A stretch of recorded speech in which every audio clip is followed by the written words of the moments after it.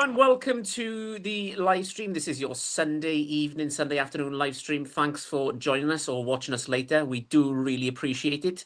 My sidekick is back in action. Here he is in all his glory. It is Racer Joe. How's it going, mate?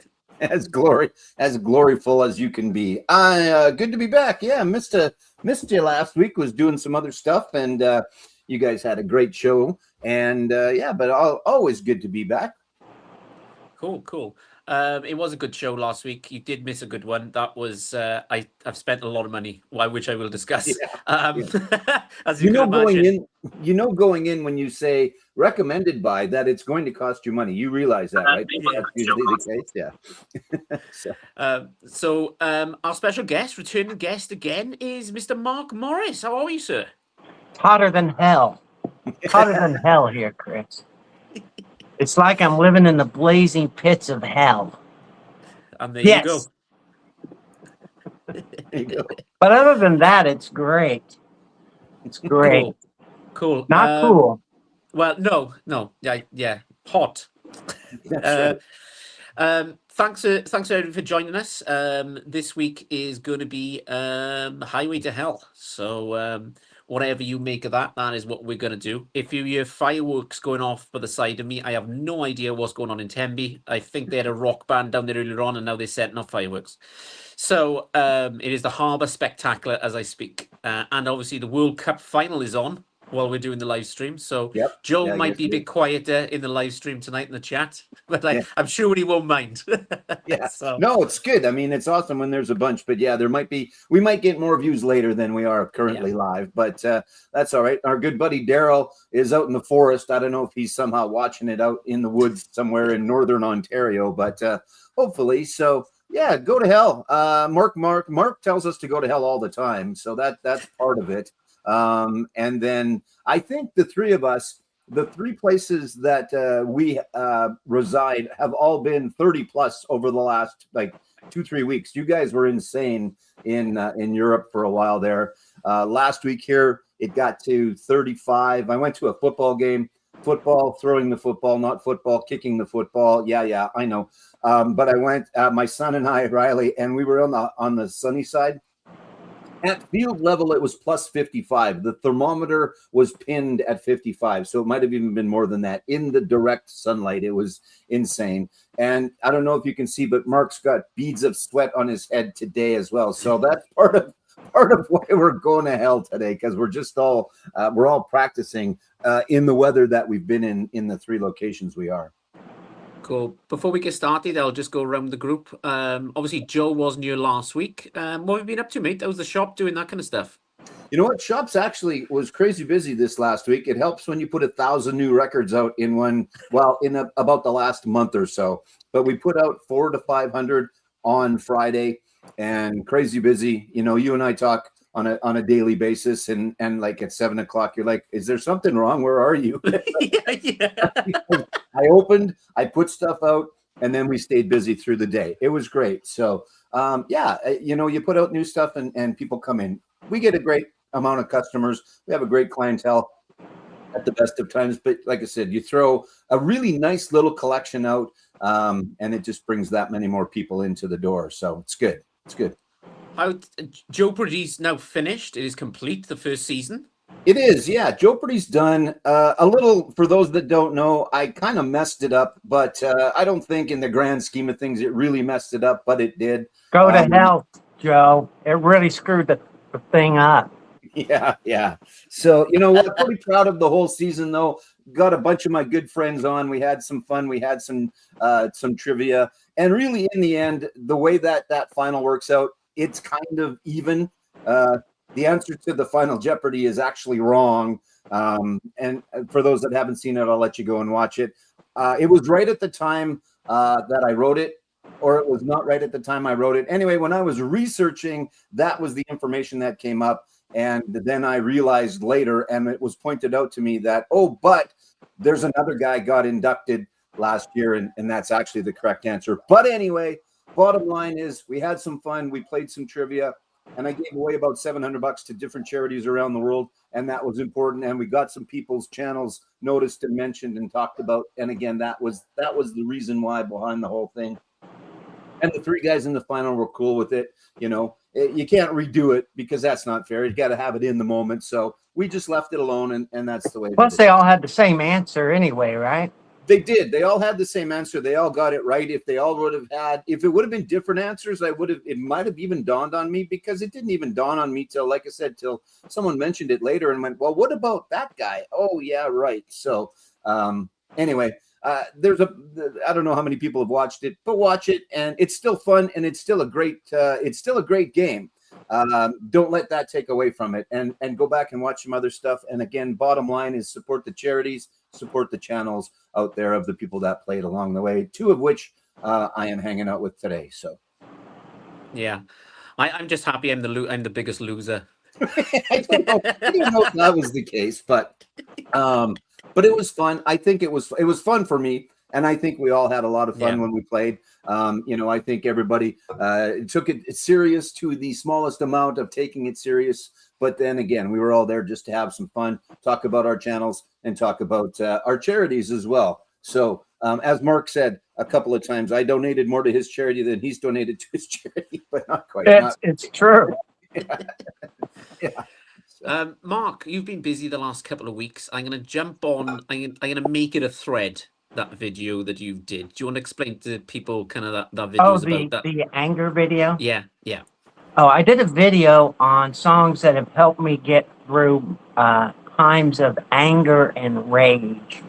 I didn't really want to make it a thread, because once you make it a thread and nobody responds, it's a little humiliating. So I just did it, and I thought, well, if somebody does it, actually somebody has done.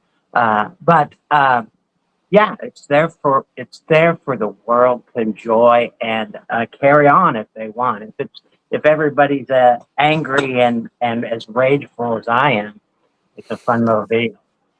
Cool. Cool. Yeah. I enjoyed it. So it was I was like, yeah, I could do that. Yeah, I could do that. No worries at all. It was very therapeutic for me. Yeah. For myself, bought a load of records again. Just can't stop myself. So last week's live stream did cost me a bit of money. Yeah. I'm not gonna lie.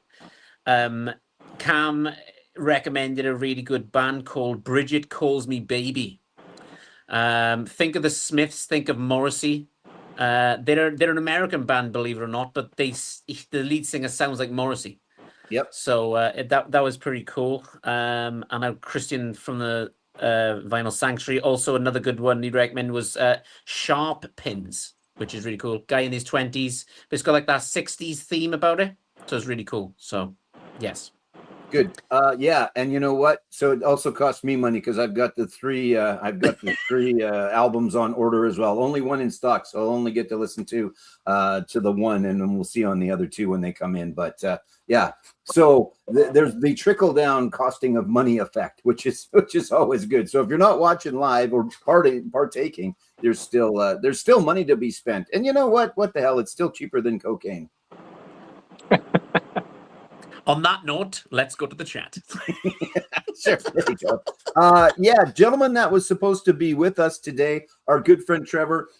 Trevor has some personal issues that he's dealing with. I won't share that.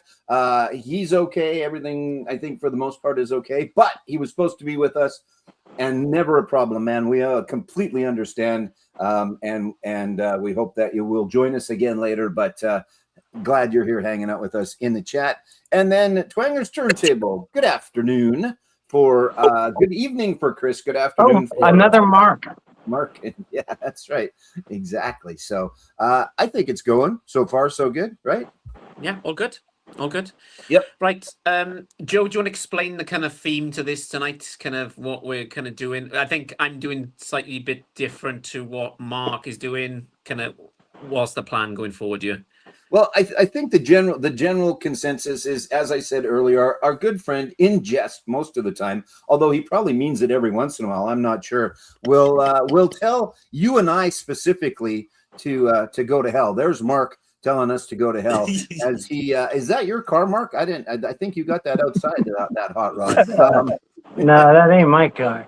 That ain't yours. So that's part of the deal. And again, it's been 30 plus here in Saskatchewan, in Tenby, and in Iowa. Iowa, right? Yeah. Yeah. And we know the time difference now too, right, Mark? Yeah, I know the time difference. Sometimes Yeah. I can't remember if you're ahead of me or behind me, or Yeah. and I'll forget next time too, I'm sure. But Oh, and then all you have to do is ask me. But actually, it worked out today because you had me wrong, but you had you right all along. Anyway, it's been crazy hot. So, Highway to Hell is where we're going. Talking about hell, talking about things like that. A little bit of a free for all, have some fun, and we just wanted to have Mark on, really. So we built the afternoon around Mark. So you're going to be so disappointed. It's all about you, Mark. it is. Yeah. That's right. Yeah, it really puts the pressure on. International Mark Day. If anybody doesn't know, he is 64. So okay. 64 years old in April. Cool. All right, let's kick things off then. We will go to our special guest as usual. It's over to you, Mark. So okay. I'm going to start off with Alice Cooper Goes to Hell. Alice Cooper Goes to Hell. This is a concept album where Alice Cooper goes to hell, and it's a little story of visiting hell and then making it home again. I don't think this is a real popular album. There's a song on here that was big on the radio, at least in the States, called "I Never Cry." I always liked the song. I played it for my ex-wife, and she thought it was the dumbest song she'd ever heard. She thought it was like a lounge act. And I'm like, Alice Cooper is not a lounge act. But I've always really liked this album. And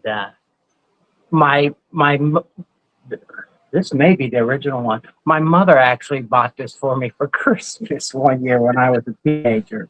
And I've always loved her for it. But yes, Alice Cooper Goes to Hell. The big song, I Never Cry. I can perform the whole album for you if you like. Very nice. Yeah, we got time. Yeah, we got time. Sure. Okay. Here we that's go. When he goes, that's when he turns around and goes, Chris, go to hell. Yeah. Yeah, I thought my whole duty was just to tell everybody to go to hell for 2 hours.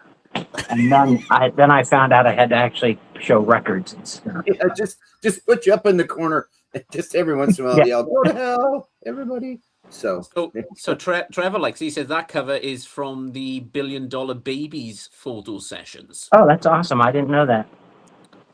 So, and Twangler Turntables is saying, I always liked it too. Subtitle.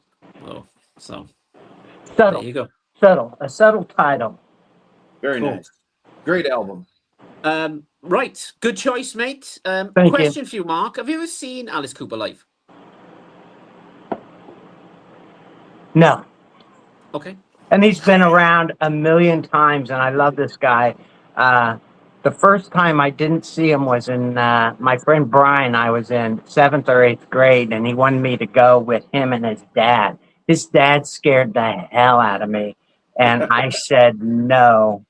And it was the dumbest thing I ever did my whole life, because it was in the mid 70s when he was hot, and I've kicked myself.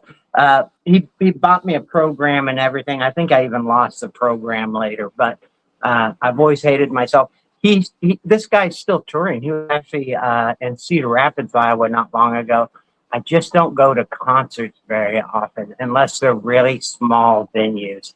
And Alice Cooper doesn't play in really small venues. I think I sent you a message a few months ago now, going back, Mark. He was doing a book signing in Cardiff. And you were like, you have to go. And I was like, you have to go. Did you go? No. Go to hell. Just go to hell, Craig. Very nice. Very nice. Yeah, it was work and stuff, and Yeah. I've seen Alice Cooper live. He was good. He was Alice Cooper. It's kind of Yeah, everybody's seen him live except for me. I have some friends who've seen him like 58 times. They have, and he's a real nice guy. They do this little backstage thing, and he's always chatting them up, and they got so many pictures. It's so cool. I should probably do it. He's getting pretty old. Yeah, Yeah. you know what though? I saw him a few years ago. It doesn't matter. Age hasn't really caught up to him. Because Alice was Alice looking back in the day. So as far as the age goes, and he's not all over the place. He was never really an all over the place kind of a guy like a David Lee Roth, where they're running all over the place. He's up in front. He's the showman. He's got the amazing band in behind him. And, it's not a lot of video screen and things like that.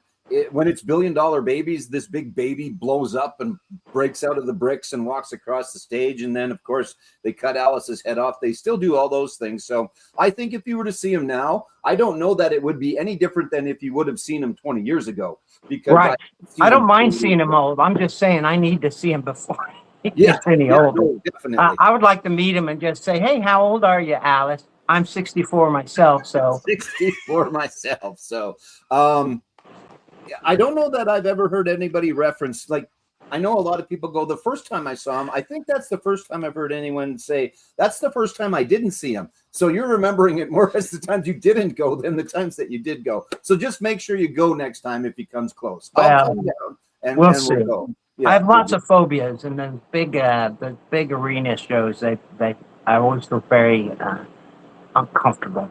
Yeah, no, that's fair. That's fair. So I tell you what me and Liz usually do, Mark, is I pay a bit extra and I try and get the balcony seating ones. It's kind of like an extra £30, which works about $40. I know that sounds a lot, but then you got the seating, you got your own bar. That's good. I would have probably invested extra $30 into some prescription Xanax or something like that.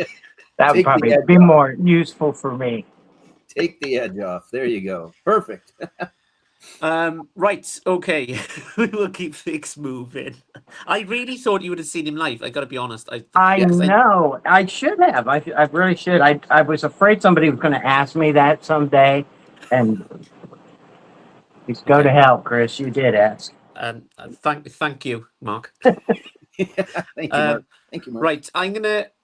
I'll go next, Joe.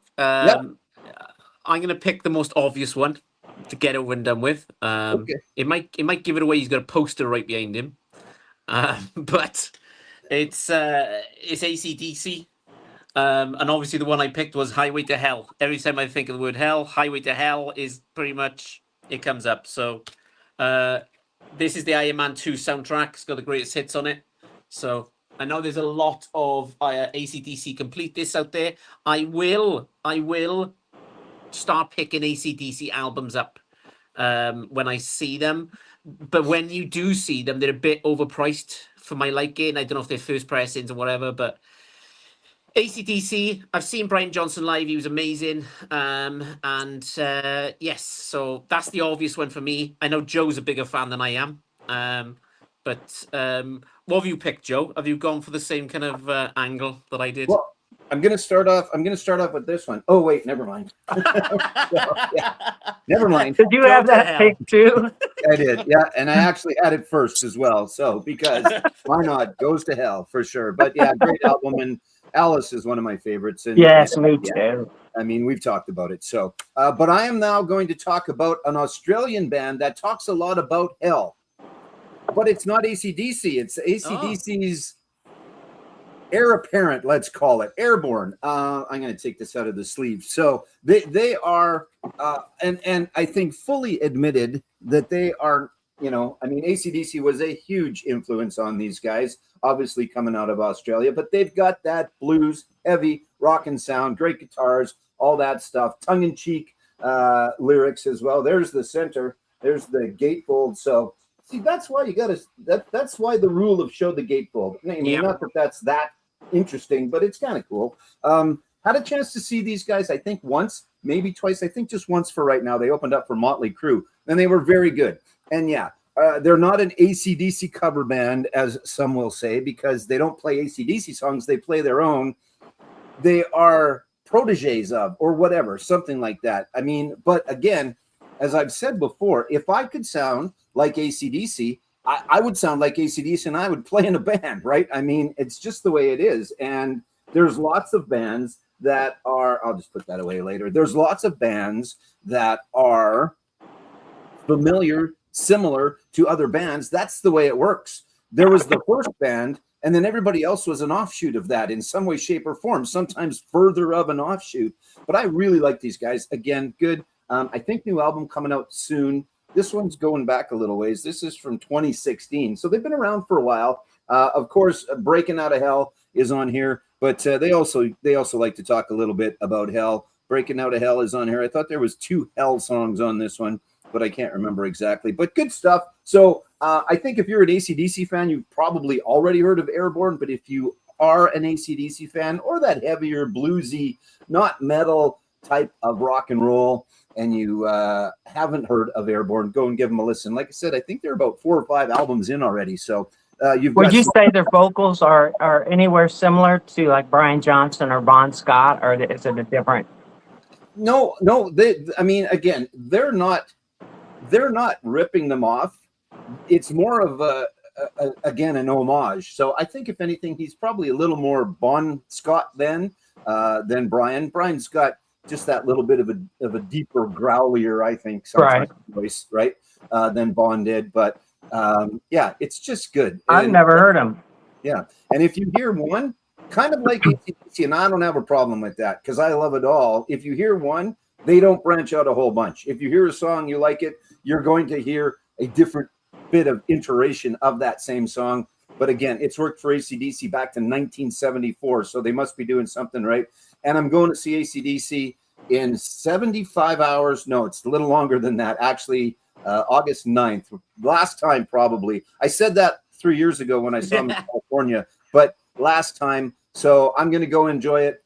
There's another band I'm going to talk about in a bit that's opening for them that I'm really looking forward to as well. So they're just my favorite. They're just one of my favorites. They're definitely in the top 3, and most of the time they fall into that first 1 or 2. So AC/DC that is, but Airborne's awesome too.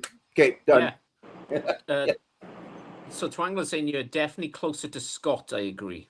Yeah, I think so. Again, Brian and Bon had, I mean, they both had their distinct sound that fit within the rest of the band. But yeah, a little more Bon sounding than Brian. So I love to. I've seen Airborne in record shops before, but I didn't know what kind of music they were playing, because if you cover didn't give it away for you, Chris.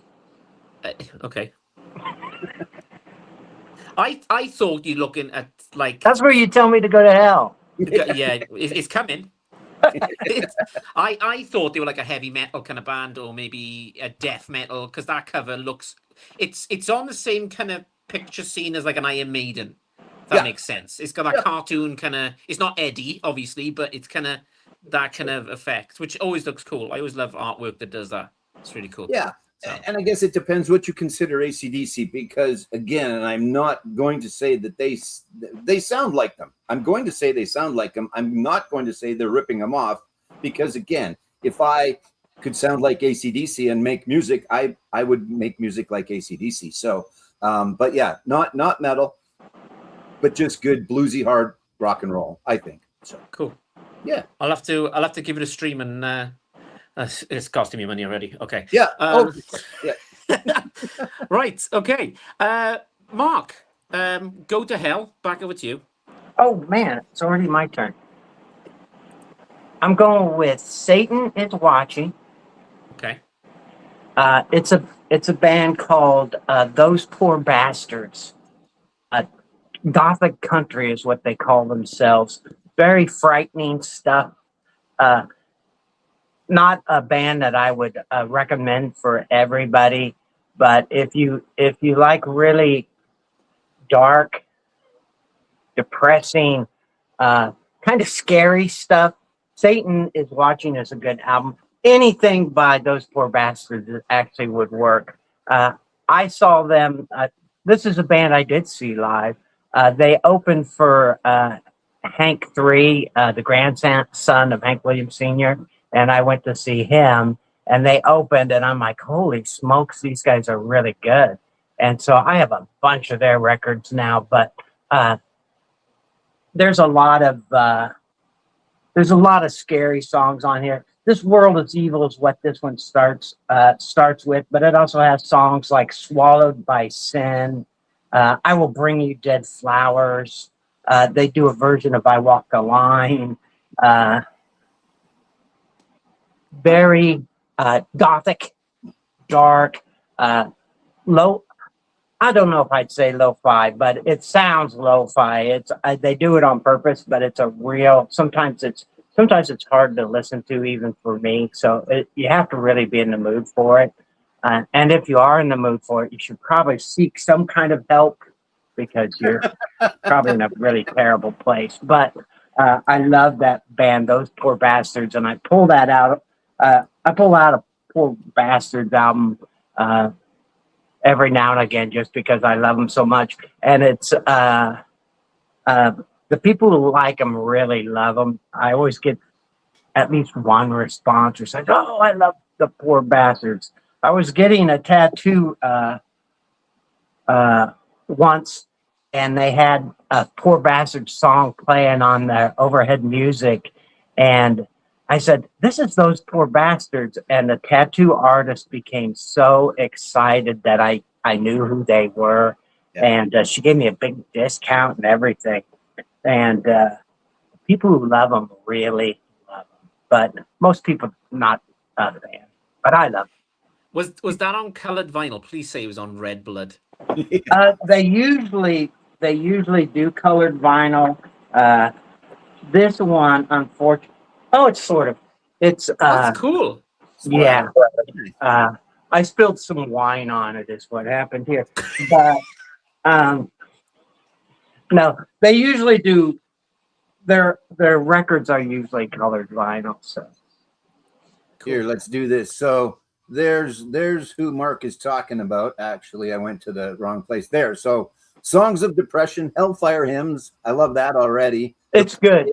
The Plague, Gospel Haunted, Behold the Abyss. So that's awesome. That sounds. Yeah, I have. If I don't have it on vinyl, I have it on CD. They're really good. Good. Very nice. Cool. I will check that out. Oh, I wouldn't, Joe. I'm worried about you. Well, you know what? Fine. Go to hell, Mark. Perfect. So Perfect. same year, intriguing, Mark, new to me. So there you go. Yeah. Mark might like him, or Twanger might like him. But it's not. It's hard, but it's hard like weird country stuff. Okay. So like you got me intrigued. Yeah, I'm intrigued exactly. now. Like if it's country goth, then I'm gonna have to listen to this. Yeah. Yeah. Be sure and stream it first. Don't go out and buy anything. Yeah. What's Joe? What's my favorite word? And I decide to buy a load of stuff at the same time. It's kind of like it begins with an F Yeah. and ends with a T. Yeah. Fuck it. Whatever. That's one word. Yeah. It is. Yeah, it is one word. Yeah, that's right. Sometimes Yeah. for sure. So obviously Trevor's gonna check it out now because he has to. It's kind of Oh, I think I'll have that sounds right up Trevor's alley. Actually, Yeah. I think, a little bit, right? Or at least walking into the alley, if nothing else. So Cool. Brilliant. Right. I think it's my turn next. Just a quick one. Has anybody seen Steve Carlson's video from this morning? I have not. Okay, go and watch it. Yeah.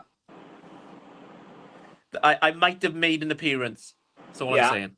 Okay. All right. You'll see my face and go, "Oh, go to hell! I'm not watching that." Right, talking about going to hell. How about a Motley Crue? So obviously the one I picked on here is going to be. Sorry, I got my glasses on. Shout at the Devil. Mm. I know Joe loves this gatefold. Yeah. Caricature Motley Crue. Why not? Right? So, yeah. I'm always very careful when I open this up because records just keep flying out of this. Yeah, It's kinda- exactly. It's one of them. Mark, it won't come to any surprise that is the greatest hits. But yeah, I bought this. I want to say I bought this kind of lockdown time. Yeah. They brought this out on. Sorry, guys, I should have shown you this. What's this on? Oh, it's just on black vinyl. Nothing exciting. No. I thought it was on red vinyl. I don't know why. I think because I got a lot of red vinyl in my collection for some reason. But the one you showed, Mark, I really like that pressing, mate. It looks really cool. Really, really cool. Very nice. Yeah. So, I didn't actually make it, but I did buy it. There you go. That's perfect. yeah, halfway there. Yeah, exactly. That counts, man. That counts for sure. Right. Okay. What's Trevor saying here? I too will check them out. There you go then. So yeah, absolutely. Those poor bastards. Cool. All right. Over to Joe now in Canada. Where you going, mate? Yeah. You know, I forgot. Hold on a second. I forgot to do this. Yes. I was going to do that earlier. I forgot, and then they were sitting there. They actually flash too. You can see them. These were worn proudly the last time that I saw AC/DC in California, and I'm going to take them again because I don't give a shit if I look stupid because, you know, me and 30,000 other people look stupid all at the same time with the horns on. So it doesn't really matter. And the batteries have held out, so they're still working. All right. Speaking of seeing someone live, I got to see one of my other favorites. I talk about AC/DC being one of my favorites. One of my other favorites is a little bit in the other direction, kind of, and it's Steve Earle. Not so much on this album because this album kicks ass. This is his rock album, but it was him just acoustic on the guitar, telling stories right from the start. Played the first couple of songs that he ever wrote. Then he went through Guitar Town and he went through Exit-O. Then he talked about this album, and then he went to the next album. Played my favorite Steve Earle song, which is great. I got to hear the one that you always got that one you want to hear for sure that you're never quite sure they're going to play, but he did. But really, really, really good. 71 years old now, not slowing down. He's writing a musical. Do you guys remember the movie Tender Mercies with Robert Duvall? Yes. Kind of an Asian country guy. So Steve is adapting that for a Broadway musical. Oh dear God, that's crazy. Yeah, so that'll be interesting. But man, I remember when this album came out, Devil's Right Hand, if I need to find something about the devil on here. And that's always a great story that he tells as well about that song. But you know, he talked about the trials and tribulations of trying to get this made. He talked to Irving Azoff and said, you know, I want to be on your new label. And it's like, yeah, but we're more rock and roll. Steve goes, okay, I'll write a rock and roll album. And he wrote that, which is borderline, whatever you want to call it. I don't know if it definitely falls into any specific genre other than it's just great music, but I really love that. And it's going to be a quick two for I'll make this one quick because over the last little while, that collection that I talked about that we bought at the store, a bunch of stuff came in and I wasn't crazy familiar with. And I found out before Steve talked about it, and then he talked a little bit about it on Thursday night as well. It's a band called The Bible, and I thought that might fit if we're talking about heaven, hell, the devil, all that stuff, that The Bible might fit as well. UK band from the early, well, it was around the time of Copperhead Road. So let's see, 1988, yeah, when this came out. I would compare them a little bit to kind of Dream Academy, maybe a little bit of Tears for Fears as well, that type of a style. But anyway, Steve Earle produced this album. They had written and recorded about half of it with some other dudes. They didn't like it at all. And I'm not sure exactly how they hooked up with Steve Earle, but they did along the way. It's good. Give it a listen. But again, it's weird because to say that Steve Earle produced it and it doesn't have that flavor, whatever you want to call Steve's flavor, I guess. It doesn't have that, but it's just very good. I had a chance to listen to it. So that's the kind of stuff that comes up in these collections is, what is that? Never heard of the Bible ever before. And then come to see that it's produced by one of my favorite guys and then hear him talk about it live a couple of nights ago as well. So they only have 2 albums. They disbanded a long time ago. They tried to get back together and do some stuff, but that never happened. But The Bible is the band. That's their second one, Eureka. They had another that I haven't heard other than I streamed a little bit, and it was very similar. But it was cool to see Steve's influence on it. Although to say Copperhead Road and them in the same breath, it doesn't equate. But it's still good stuff. So give them a bit of a stream, and they're probably easy to find out there. If I got it for $8, UK is probably going to be £5 maybe. In the States, maybe it's going to be $5-6 to find it. It was critically acclaimed, so there's a bunch of them out there. Okay. So it's not that hard to find, which will usually up the price a little bit. But hey, look, it's Adrian. Say hi, everybody, to Adrian. Hey, Adrian, you okay? There we go. Hey, mate. Good day. At least Adrian always says hi to all of us. Right? So that's good. Hey, Joe. Did I'm sure you have, but what's it called? The Last of the Hardcore Troubadours or something like that. There's a song on there. If I would have thought of it, I would have pulled it out. But called "The Unrepentant." Yep. Does that song come to mind? That's a perfect song for this. It's one of my favorite Steve Earle songs. You just don't never hear it, but about him, he's going to hell anyway, and so he's like, if I'm going to go to hell, I'm going to kick the hell out of the devil. You know, I'm going to kill the devil. Somebody has to do it. Might as well be me. It is such a cool song. I love that song. Yeah. And as soon as you mentioned Steve Earle, that song popped into mind. He is, like I said, just one of my favorites. And I don't know if you could play me a bad Steve Earle song. Just the writing, the whole 9 yards. And then when he does tributes to other guys, like, of course, obviously, Townes Van Zandt was a big, massive, huge influence on him. He did that whole album as a tribute to him, but just good stuff. So in the flavor of today, The Devil's Right Hand, which is a great song as well. Just one of those storyteller guys, right? So. Absolutely. Yeah, 100%. You reminded me of some other things I should have pulled suddenly, but yeah, that happens too. We could start these and then just go for a couple of hours. I didn't pull any Nick Cave, and there's so many Nick Caves I should have.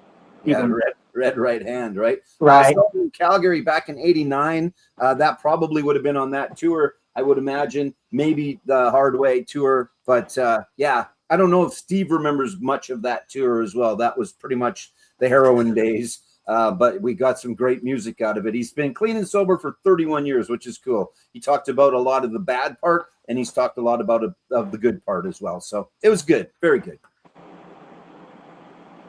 Cool. Okay. Who's goes it back to Mark, is it? It's Mark. Yeah, okay. That's right. It's back to me, Chris. Don't try to skip over me. Sorry, mate. Sorry. Go to hell, Mark. Go to hell. This isn't the one I was going to show right now, but when Joe pulled out Bible, I thought of this. Jesus Christ Superstar. I don't know if you've heard this thing. Really big when I was growing up. I know every song on here. I can sing every song on here. I love this rock opera, but there's a song on here called Damned for All Time. It's where Judas sells out Jesus, and the song about, please don't say I'm damned for all time. He just wants to get Jesus under control, and but he doesn't want to be damned for all time. And it's a great song, Damned for All Time. Of course, Ian Gillan plays Jesus, or does Jesus' voice on there. There you go. So, yeah. Yes. So Mark knows where it's at. I've never met a Mark that wasn't really cool. That's right. Neither have I, actually. And that was one of Lloyd. That's Andrew Lloyd Webber, isn't it? And right. Andrew Lloyd Webber did the music, and Rice was the guy who did the lyrics. Rice, yeah. Yeah, those two have done a bit together. Yes. But people are always surprised. I actually have two versions of this in my collection, but this is about as close to Christianity as I get right here. It's awesome. There's the box set version of that, right? Where there's the whole book and things like that. I don't know if that means the two versions or if you've got like a Broadway cast. I just have two different pressings. Okay. My friend Colby gave me one, and I was like, I was like, you had this? I was just, yeah, she had it, but she didn't like it. So I Yeah. said, yeah, I'll take that. Yeah, it's good to throw on every once in a while. I mean, it's definitely and it sounds very good as well. It's one of those albums. I listen to it at least once every year, at least once. Oh, there you go. Perfect. Yeah, Liz is I have told her before, she's in the National Orchestra of Wales. She plays on the woodwind, and if she was on now, Mark, you'd probably have a conversation for the next hour just on that album. I was surprised that my brother brought it home. You know, the big one was Jesus Christ Superstar was really big in the 70s when I was growing up. And I was just so surprised because I always thought my brother was really cool, and he came home with Jesus Christ Superstar, and I'm like, Jesus. And I'm like, what are you doing? Why are you buying this stuff? You're losing some cred, man. And then I heard it, and I'm like, I was obsessed with it, and it's so cool. I grew up Catholic, and I was in Catholic school, and I was around. The nuns were going to see it and stuff. The nuns even liked it. There you And go. nuns don't like anything, And nuns don't like anything. particularly me. The nuns hated me. It probably doesn't help when you tell them to go to hell. Yeah. You didn't dare tell the nuns to go to hell. They'd send you there. Take that ruler and just They were exactly. I never got the ruler treatment, but I got other things, man. Yeah. Yep. Fun. You had here, hold on. Here, you had this is a good one. You had cooler nuns than I did, Mark. So Oh yeah, yeah. Oh, my mom, the most devout Catholic I've ever met. Man, she had some terrible stories about nuns. She told me a story when she was 14 where she hated this nun so much that she pulled back her fist to punch her, and all her friends grabbed her. My mom's a really sweet, lovely person, and she'd be terrified that I'm telling that story. But she had a problem. She grew up in Catholic school too, so you would think she would have spared me, but she didn't. my favorite nun's still Sally Field, but you know, what are you gonna do? Mark, Chris she is probably right. she, Who the hell Mark, is he talking about? He doesn't know the flying. Yeah, the flying nun, man. You're not old Okay. enough. You're just a Right. kid. Yeah. Good. So, I didn't go to Catholic school, so I just went to school now and again. I did too. My Catholic school was short lived. Cool. I was excommunicated pretty early on. You are out of here. Yeah. There's They told me to there's- go to hell, and I was there's in quite a public few school. there's quite a few survivors in the chat tonight as well. Couldn't There it tell is. the stories. There you go. I tell everybody I might not have anything in common with somebody, but if I find out they were raised Catholic, I immediately feel a connection because there's this weird Catholic experience that everybody went through, and it's really hard to talk about with anybody else. And you know, those priests have a really bad reputation, Yeah. and there's usually a good reason for that. If anybody's just tuning in, we're talking about nuns and priests, right? Okay. Yeah. We're There's talking a lot about of priests Highway in to hell, Hell. I'll tell you that. Okay. Right. Talking about Highway to Hell. I'm going to show some glam rock now. Perfect. Yes. I love it. So here we go. British band. It's The Darkness. And this album is called One Way Ticket to Hell and Back. That's like Alice Cooper goes to hell. That's right. He comes back. So there's the band. The big one on here was One Way Ticket, obviously, to Hell and Back. So yeah, and I love the way when they do this. I always like the artwork that The Darkness usually do, kind of quirky, kind of funny, kind of stuff going on. Can I ask a question? Yeah. Real quick. Is darkness? Is that something that's now, or is this? I've never heard of darkness. I've seen you show that cover before. So On trains. the Darkness came out. I'm trying to work out when this came out. So you're probably looking early 2000s. So this Okay. is their second album. This came out in 2005. So Permission to Land would have come out around about 2001, 2002. They sang the song, I Believe in a Thing Called Love. Ah, Yeah. when you said glam, I always think I automatically go to the 1970s. So I wasn't sure which period you were talking about. And it came on this cool pressing. So there you Oh, go. there you go. They had a new one out 2-3 years ago now as well. Like they're still current and they're still putting out. They're still playing, Mark. So yeah. I bet I would like the Darkness. Or do they just Pick go up with Darkness?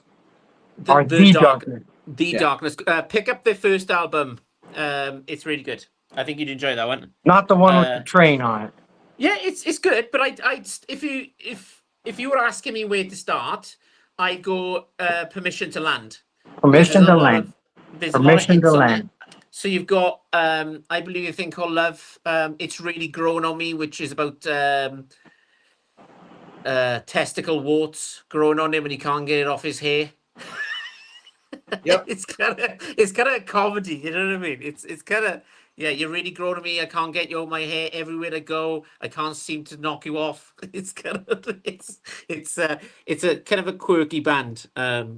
Yeah, so yeah, and Justin Hawkins has got a really good YouTube channel. I was just will gonna say that. Yeah. I will I say just that. actually watched Justin Hawkins earlier today about Blue Dot Fever, but yeah. So Mark, go and check out Justin. His channel's great. He reviews and talks about a lot of other bands, and then he just kind of goes on a rant every once in a while. He's a different dude, but it's good. It's a really good channel for sure. So I already forgot his name. Justin what? Justin Hawkins. Hawkins. I think it's called. I think Justin Hawkins runs again or rolls again or rides again. Rides again. Okay. Awesome. We got there in the end. There you go. Rides Yeah, you again. got it there. Yeah, and then the drummer in the band is Roger Taylor's son.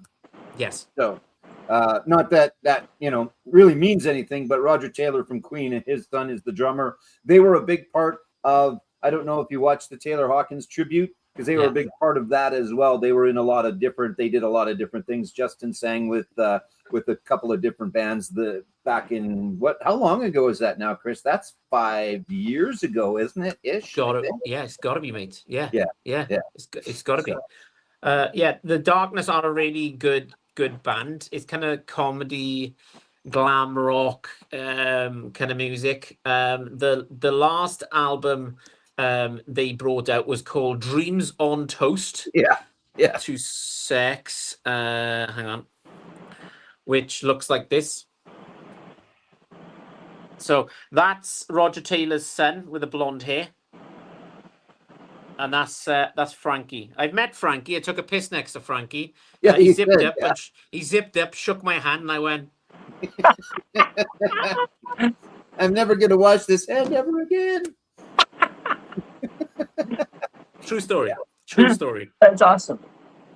It was in Brixton Academy, one of the smallest venues in London. You could taste the sweat as you walk in. It's one of them, you know. You'd enjoy it, Mark. Yeah, I think so. I actually like to taste the sweat stuff better than the arena stuff where you're drowning in it. Yeah. Yep. Yeah. Right. But yeah, that's the Darkness feel. So yeah, check it out. Permission to I Land. will. I'd start I with. will. It's a good band. If I were you, I would have ordered it by now. I thought about it, but I'm trying to control myself. The problem is I've got it. So what you're saying is you want me to order it for you? Okay, I'll see what I can do. Okay, I get it. Nice. So we got one or two comments here, Joe. Yeah. Twang the turntable, I think. Let's see. Let's go with there you go. Let's go with that. My school was hell. Actually explains a lot. No need to elaborate. Fair enough. That's fair. And then this one as well. As long as one comes back, right? I remember them promoting that album on Letterman. That album you were just talking about. This, of course, when we talk about the comments, we've already talked for another 5 or 10 minutes, but we eventually get to the comments. So I don't remember them being on Letterman, but Dave probably would have enjoyed. Dave had some great taste. Dave was a massive Foo Fighter fan and Eddie Vedder fan, but Paul Schaefer did a really great job of bringing some different bands onto that show. He doesn't get a lot of credit for that, but he was obviously the musical director and would have been the guy booking the bands. And he did a really good job of some obscure stuff every once in a while. So it was good. And obviously Christopher Walken, when he introduced the Foo Fighters, because Dave asked, do you remember this story when they said, how do you pronounce the Foo Fighters? And he went, I made sure he said Foo, then Fighters. Go, Foo Fighters. Exactly. Yeah, he put the emphasis on the wrong part, but that's all right, though. I'm going to see them, too, this summer. So I know, cool. Shut up, Joe. But, yeah, it's going to be good, I think. I hope. Yeah, it'll be good. Who's the support act in that one, Joe? Queens of the Stone Age. So, mate. Oh. Yeah. So that'll be good. And then there's a couple others who I shouldn't not remember. I just don't remember them. But yeah, Queens before and then Foo Fighters at our stadium here. So should be a good rockin' outdoor middle of September stadium show. Should be very good. So I'm already ready for Dave Grohl to tell me to fuck off, actually. He doesn't even tell you to go to hell. He just tells you to. Anyway. I can't see him doing that. Oh, yeah. Yeah. Let's go.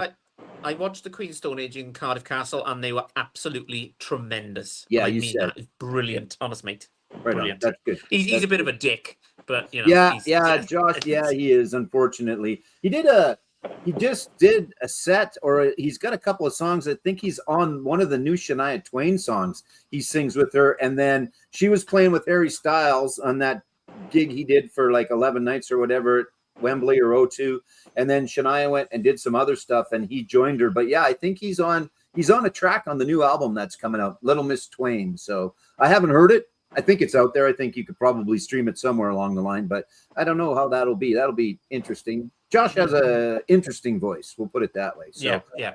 And I'm hoping, I doubt it, but you never know, that Dave will come out and play the song that Dave plays with Queens of the Stone Age. I'm not sure if Dave will come out, play the drums, but that'd be kind of cool if that happens. We'll see. Go with the flow. Yeah. So I'm not holding my breath that will happen, but that will be going in. It will be, it'd be kind of cool if that happens, right? You never know. You never know. I used to watch the Shania Twain videos with the sound turned off. Just beautiful videos. Yeah, exactly. Yep. Man, you make me feel like a woman. Oh, my God. Great song with the sound turned off. So it really impressed you then, Mark? I used to date Stevie Nicks. Oh, mate. Joe, sorry, mate. I got to say this, right? So I put a short up this week. I bought Stevie Nicks on Rhino this week. It got delivered, and I just put it up as a short. Mark puts underneath, I knew it back in the days to date and that kind of stuff. Another story for another time. But yeah, enjoyed that. I hope you enjoy it. I was like, what the hell is going on? Wait, what? I was only 15. Yeah, I was like, it was a big deal for me. I had to grab my glasses and make sure, is that Mark? Yeah, exactly. What the? If I can't think of any other type of comment, I just put a lie in there. That's why I'm going to hell. That's exactly right. One time I saw Queens was during the first record 800 cap room in Detroit. Nice. And Trevor, that would have been interesting. That would have been a sweaty show probably. Twanger's got to head out. Thank you, sir. Always appreciate you coming by. Thank you. Thanks, so much. Mark. I love you. There you go. Come and see us again. The young guy that opened up for Steve Earle the other night, quick story. He comes out and goes, "My name is Josh Crosby." And everybody went, "Oh, good." And you guys probably know my dad. And everybody goes, "Yay." And he goes, "Yeah, he's the best home builder in Boise, Idaho," or something like that. His dad's name was David, but that, you didn't need to know anything else. But so I thought that was pretty good. He was very good too. He's got a band, but I can't remember the name. Again, singer-songwriter, good stuff. Exactly what I expected it to be. It was very good. So you talked about glam, and then Mark was confused by not 70s glam. So I'm going to show 70s glam, and I'm going to show The Sweet and Hellraiser. Yes. Because that is the epitome somewhat of 70s glam for sure. This is a great album. Desolation Boulevard is probably in my top 5 albums of all time. I just love that album. The North American version, which is a little different than the original because it's got some different tracks on it. But this one's great. This has Little Willie on it. Great song. Wigwam Bam. Some interesting stuff back in the day, but and then Hellraiser's on here, Blockbuster, just great stuff that isn't on Desolation Boulevard. So if you are kind of looking for a best of, if you get this and you get that, you're good. There's some other stuff. Love is Like Oxygen is on 2 or 3 after, I can't remember, but good stuff. Great 70s glam, stomp your feet, have some fun stuff. Not written by them, I think. There's Chin and Chapman. If you are familiar with Chin and Chapman, they wrote a lot of stuff. I think they wrote Oh Mickey for Tony Basil. They wrote a whole bunch of stuff. Just look up Chin and Chapman, and the list of the songs that they wrote is a lot of glam and stuff like that. But it's just really good. And this is a great album because, again, it's not really a compilation, but it's got all the stuff that you would want from Sweet, short of Love is Like Oxygen, or was that 10cc? Who am I thinking of? Is Love is Like Oxygen? Is that Sweet? Or which one am I thinking of, Mark? You're of that. I don't know what the hell you're talking about. Yeah, that's okay. Neither do I. You know, you senile old man. You can just go to hell. Anyway, I'll look it up later. But are you thinking I'm Not in Love by 10cc? No, okay. So 10cc was I'm Not in Love. Love is Like Oxygen. That was Sweet, but it wasn't glammy stuff. Oh, go to hell, man. It's your turn. So you talk. Awesome. The Sweet, one of my first, I always, my musical taste came, I came from a big family, and all my brothers were stuck up in this room, this attic room, and it was like a barracks, all these beds in a line. And then I had 2 sisters downstairs. There wasn't enough beds. So my little brother and I, we had to sleep on there's a couch and a love seat, and we would trade off who got the couch. But I would listen to my brother's music. I'd hear them playing their records upstairs, and then I'd hear the radio music my sisters played, and that Little Willie song. Yeah. I was obsessed with it, and I would sit by the radio and listen, waiting for that song to come on. The Sweet memories for me. Often confused with 10cc. So Neil Young, Time Fades Away. I think Neil Young himself hates this album. It's never really represented very well. Yeah. But there's a song on here that I love called Sinner Man. Is that the name? Yonder Stands the Sinner. And I don't know if you're familiar with this album, but it's a real raw live album. The reason Neil Young hates it so much is it was just mixed terribly.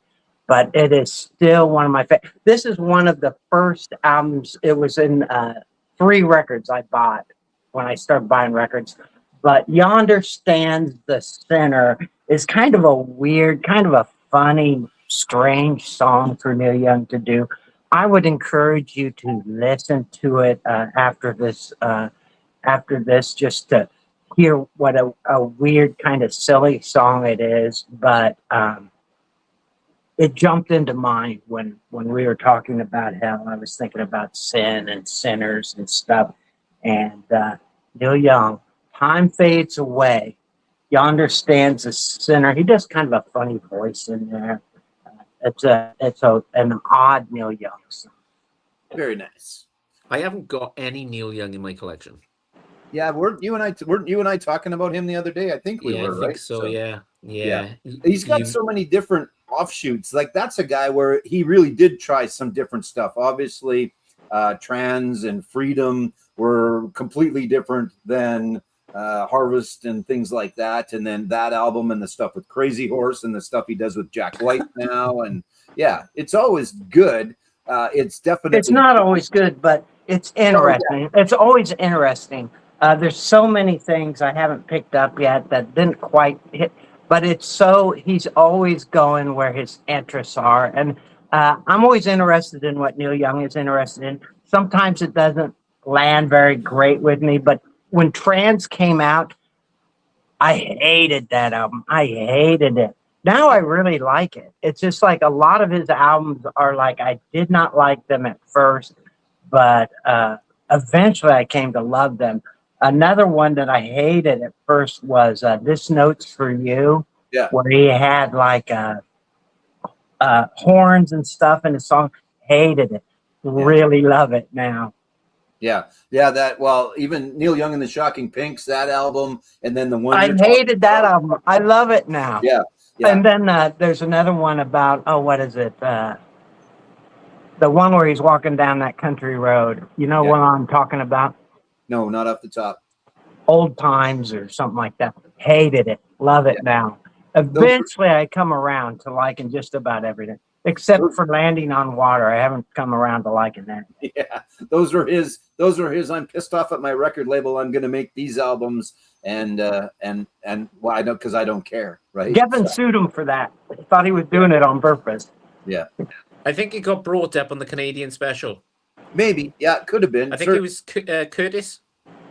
Yeah, it certainly could have been, for sure. Yeah, so. he's doing his top 4 Rushmore albums, I think, or something like that. I don't know why that just came into my mind, but I can't remember what Liz had just said to me, but I can remember what we did on the live stream. What we talked about 3 weeks ago. Yeah, well, that's good.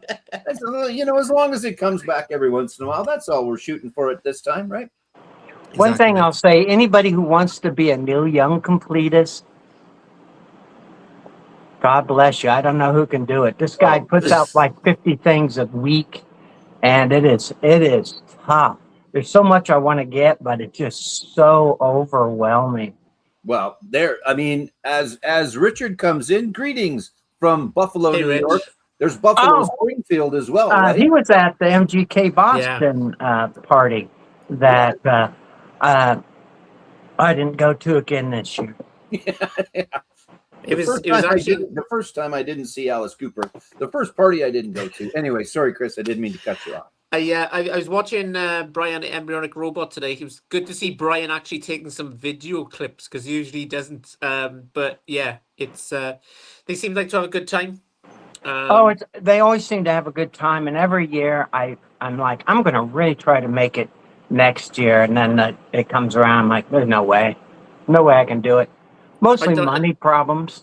Yeah, I was gonna say Richard probably wouldn't mind me saying this, but if you add it all up, kind of how much it's going to cost to get from your house. That's the thing. If I made it there, I wouldn't be able to buy any records. Is the problem? If I saved up and used all my credit cards and stuff, I could fly there. I could get there, but then I wouldn't be able to eat, except they serve really. But do you know, Mark? Do you know what would be cheaper for you is to grab a flight from Iowa, okay, and meet me up in Joe's in September. Yeah, I would love to do that. Here's the thing, though. I hate to travel, and I am terrified. I'm not a little fear of flying guy. I am terrified. I can't even, when I lived in Des Moines, Iowa, that's where the international airport is in Iowa. People were always wanting me to pick them up and take them to the airport because, I lived in town. Just watching the planes land, it would give me such extreme anxiety. I couldn't get out of there fast enough. I can't imagine walking into one of those metal death traps in the air. It's just like there's tons of metal, and I'm like, there's no way that should be up there in the air. There's no way tons of metal should be up in the air. But I'm quite. I will FaceTime you. We'll get you that. Like Big Bang Theory, right? Where Sheldon just had his head on the iPad. We'll get you one of them deals, and we'll do that. So I would have to be put it'd take more than Xanax. It would take more than that. Yeah. Let's just say that. Yeah, I'll just get him pissed, pick him up, chuck him on the thing. Going, how did I get here? You give me some fentanyl. You give me some fentanyl and get a nurse to administer it to me, just to the point I don't die. I'll do it. I'm where? I'm in Regina. I'm where? What the hell are you talking? Where am I? What? Just some hardcore opiates. That's all I'm asking for. That's all it takes. Yeah. So you could just drive up, Mark. Yeah. I would rather do that. Yeah, he's gonna say. But then I'd have to go through Minneapolis. I won't drive in Minneapolis. There's Ring Road. You can get around Minneapolis. You'll be all right. Maybe.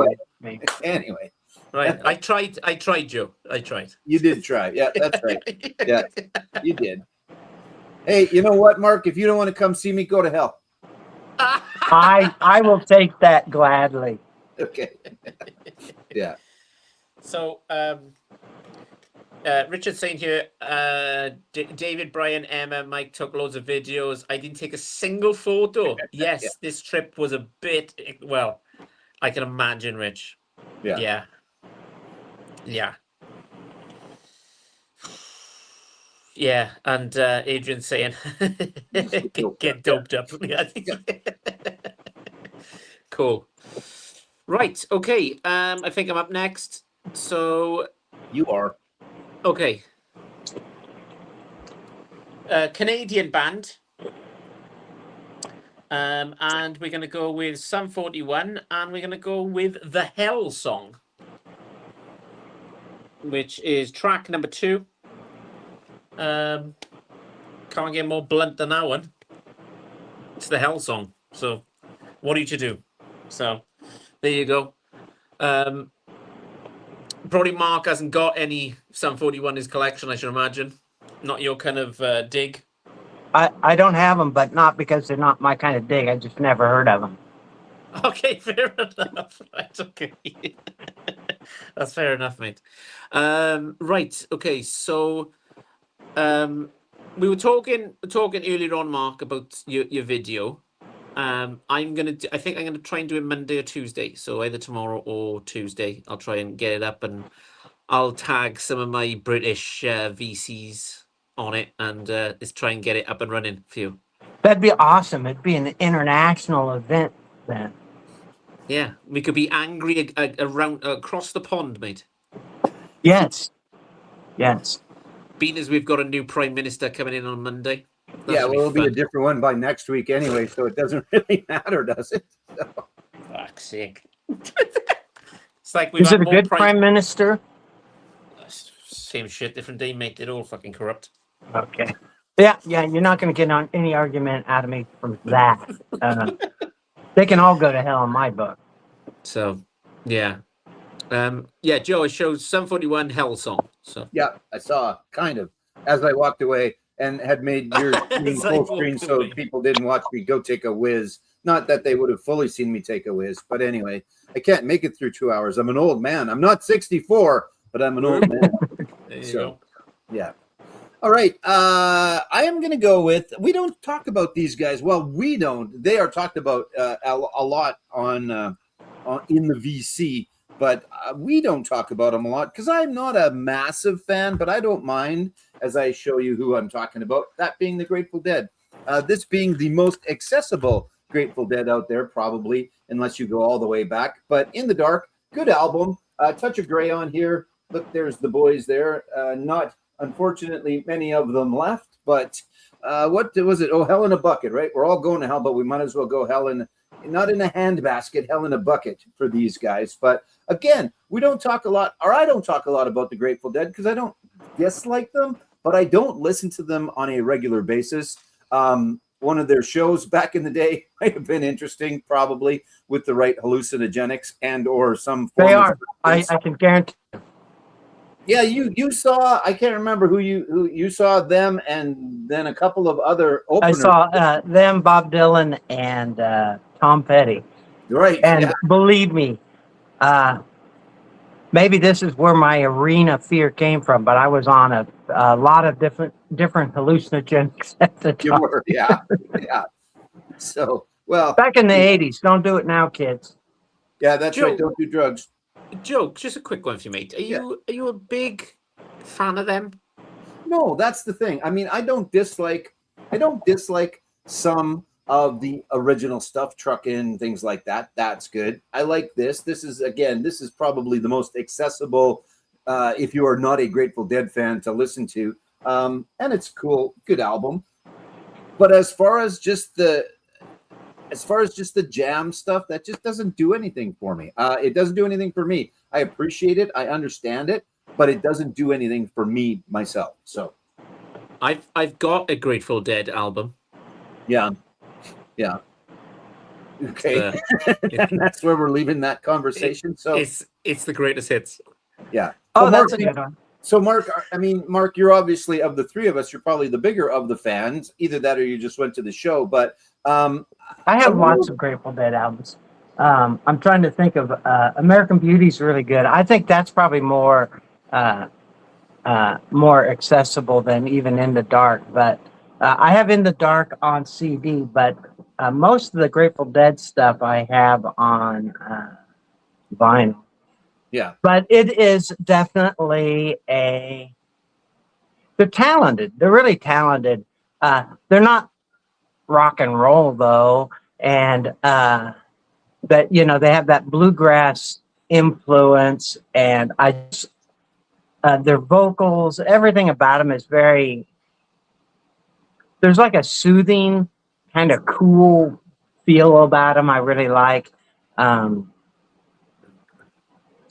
It's hard to explain, but my mom's maiden name was Weir, and I have an uncle. Well, I had an uncle named Bob Weir, and I'd go around and telling everybody, "Yeah, Bob Weir's my uncle."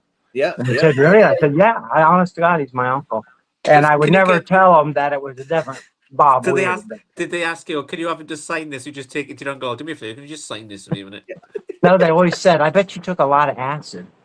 I think acquired taste for sure, but those that love them, right? Follow them around. Yeah, all I over was the place. never one of those deadhead people. I had friends that definitely were. When I went to see him, it's probably the last arena show I went to, and it was in the '80s. So that tells you what it did to me. But when I saw him with Dylan and Tom Petty. First of all, it was a terrible show, just because you couldn't hear anything. But the Grateful Dead sounded really good. It was in the Metrodome in Minneapolis, and they'd never had a concert there before, so they weren't sure of the acoustics. Terrible acoustics, Yeah. but the Dead sounded really good because that reverb just kind of helped them out. But by the time Dylan came out and he starts belting out those songs, you couldn't figure out I had to read in the paper the next day what Dylan did, but I understood every single Grateful Dead song. But that might have been the handful of mushrooms and the fistful of acid I'd taken before. Yeah. So when sorry, Joe, when Record Store Day comes up, are you interested in what's getting released from the Grateful Dead, or are you kind of like, whatever? Me? Yeah. No. No. I'm a great fan.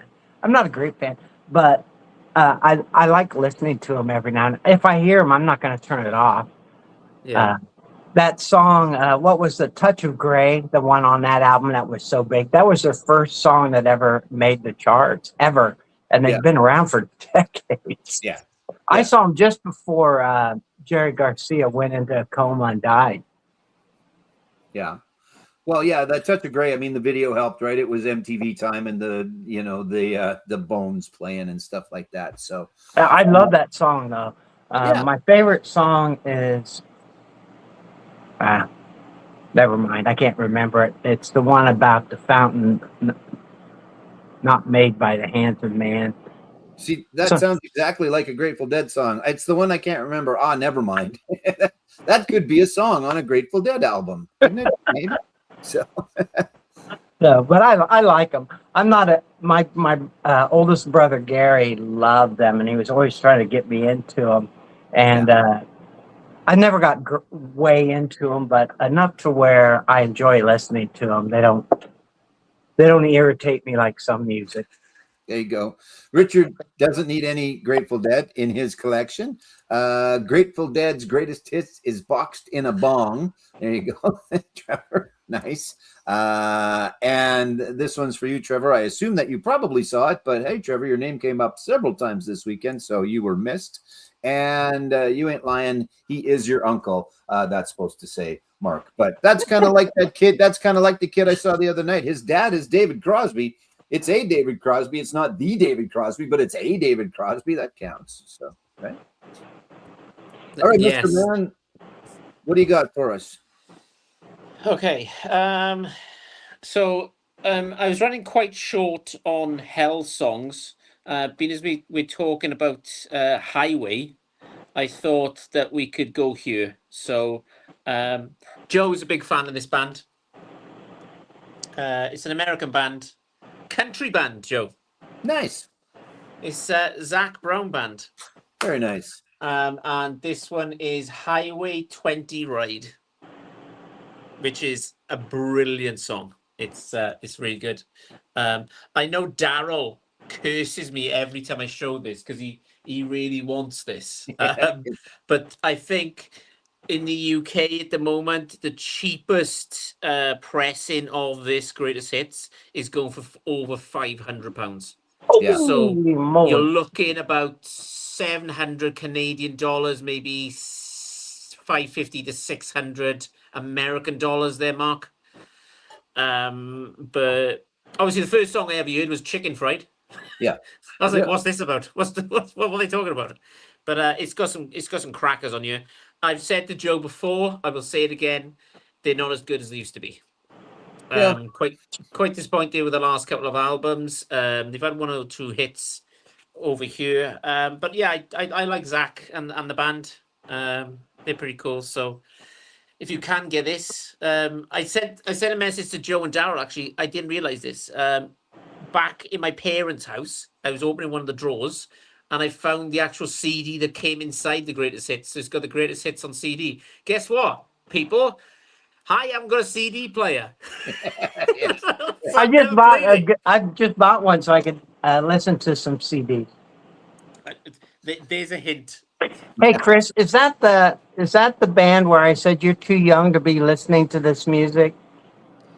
I think it was it the band?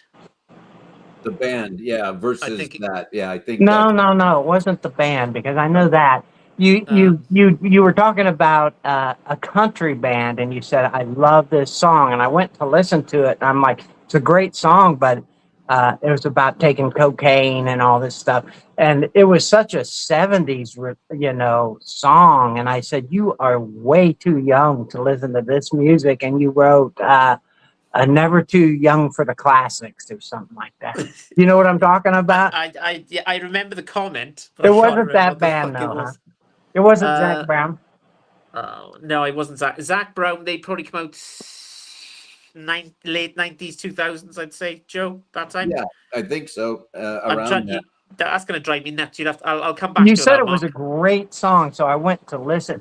Yeah, I think you and I were talking one time, and you said it's so hard to get through videos because you're always pausing it to go listen to the songs people talk about. That's what I was doing on that video, and I'm like, oh, this sounds interesting. And it really was a good song, but I can't. They were talking about cocaine and maybe Marlboros being on the table. And I don't know. Okay. Right, I'm gonna have to watch. Was Yeah. it from last month? Was it from last month? Do you know? I don't know. Okay. You're talking to the wrong guy. I would like to point out the fact that I did not bring up cocaine this time. That was Mark. Yeah. Yeah, I'm just saying as all. Go on, When I Joe. went to see the Grateful Dead, I did not take any cocaine. I have only done that once, and it was a long, long time ago, and that was enough. So there you go. Yeah, never really been for the uppers. More Yeah. for the Xanax and Valium Yeah, acid was always and fun. opioids. Yeah, exactly. Chris, you're just not going to join in on the drug taking conversation here. I just No- hope that my no daughter comment. doesn't watch this. Yeah, No yeah. comment. No comment. Yeah, that's fair. That's all right. So you look that up, and I'll talk. Yeah, I'm looking. How's that sound? All right, let's do that. Okay, so I'm going to talk about a band. Chris and I've talked about these guys a lot. I'm trying to get to a point where I don't talk about the same stuff over and over, but it just fits this time. And Chris sent me a note. Hey, these guys are coming to play here, and they were just here being at a big country festival that we have called Country Thunder, and are from Regina, and they are a band called the Dead South. And this album is Good Company, and the song is In Hell, I'll Be in Good Company. Great song, bluegrass, but they do some interesting covers. They throw that bluegrass sound at some interesting covers, but this is really good. That's a very accessible song. You could also listen to anything else off this album. I think they're on album number 4, maybe number 5. They've got a new one coming out in the next little bit. But In Hell, I'll be in good company. The lyrics are interesting. And if you watch a little bit of it, you will be able to see some of Regina, Saskatchewan, Canada in the background, because they shot half of it here and half of it in Toronto, the Big Smoke, the city that everybody knows in Canada, that being Toronto, along with Vancouver and Montreal. But good stuff out of Regina, Saskatchewan, Canada, the Dead South. This is, I think, their 3rd album of 4 or 5. I should know more. I should know all these things right off the top of my head, but I'm getting old and forgetful. I do know that I like them, and they are fantastic live if you get a chance to see them. There's a really good, about an hour-long set of them playing at Red Rocks. So if you're one that likes to watch concerts on YouTube, there's a great set of them playing at Red Rocks. Go and watch that on the old YouTubes. Are you going to scroll through every one of your videos? What are you doing? It's doing my head in, because I remember the comment he left, but for the life of me, sorry, I Mark. don't even think it was last month. I think it was in the last couple of weeks. But I'm slow at comments, so maybe it was last month. It might have been a video from last month, but last week the comment was made or something along the lines of that, right? So it was country. It was definitely country. But how many countries do you listen to? Not that much. That's why I thought it was interesting, because it was and it's a real country sounding song. I mean, classic country sounding song, but by a modern artist. And you said this song is incredible, and that's why I went to listen to it. Yeah, so that's Peter McCullough. That's McCulkin. it. That's it.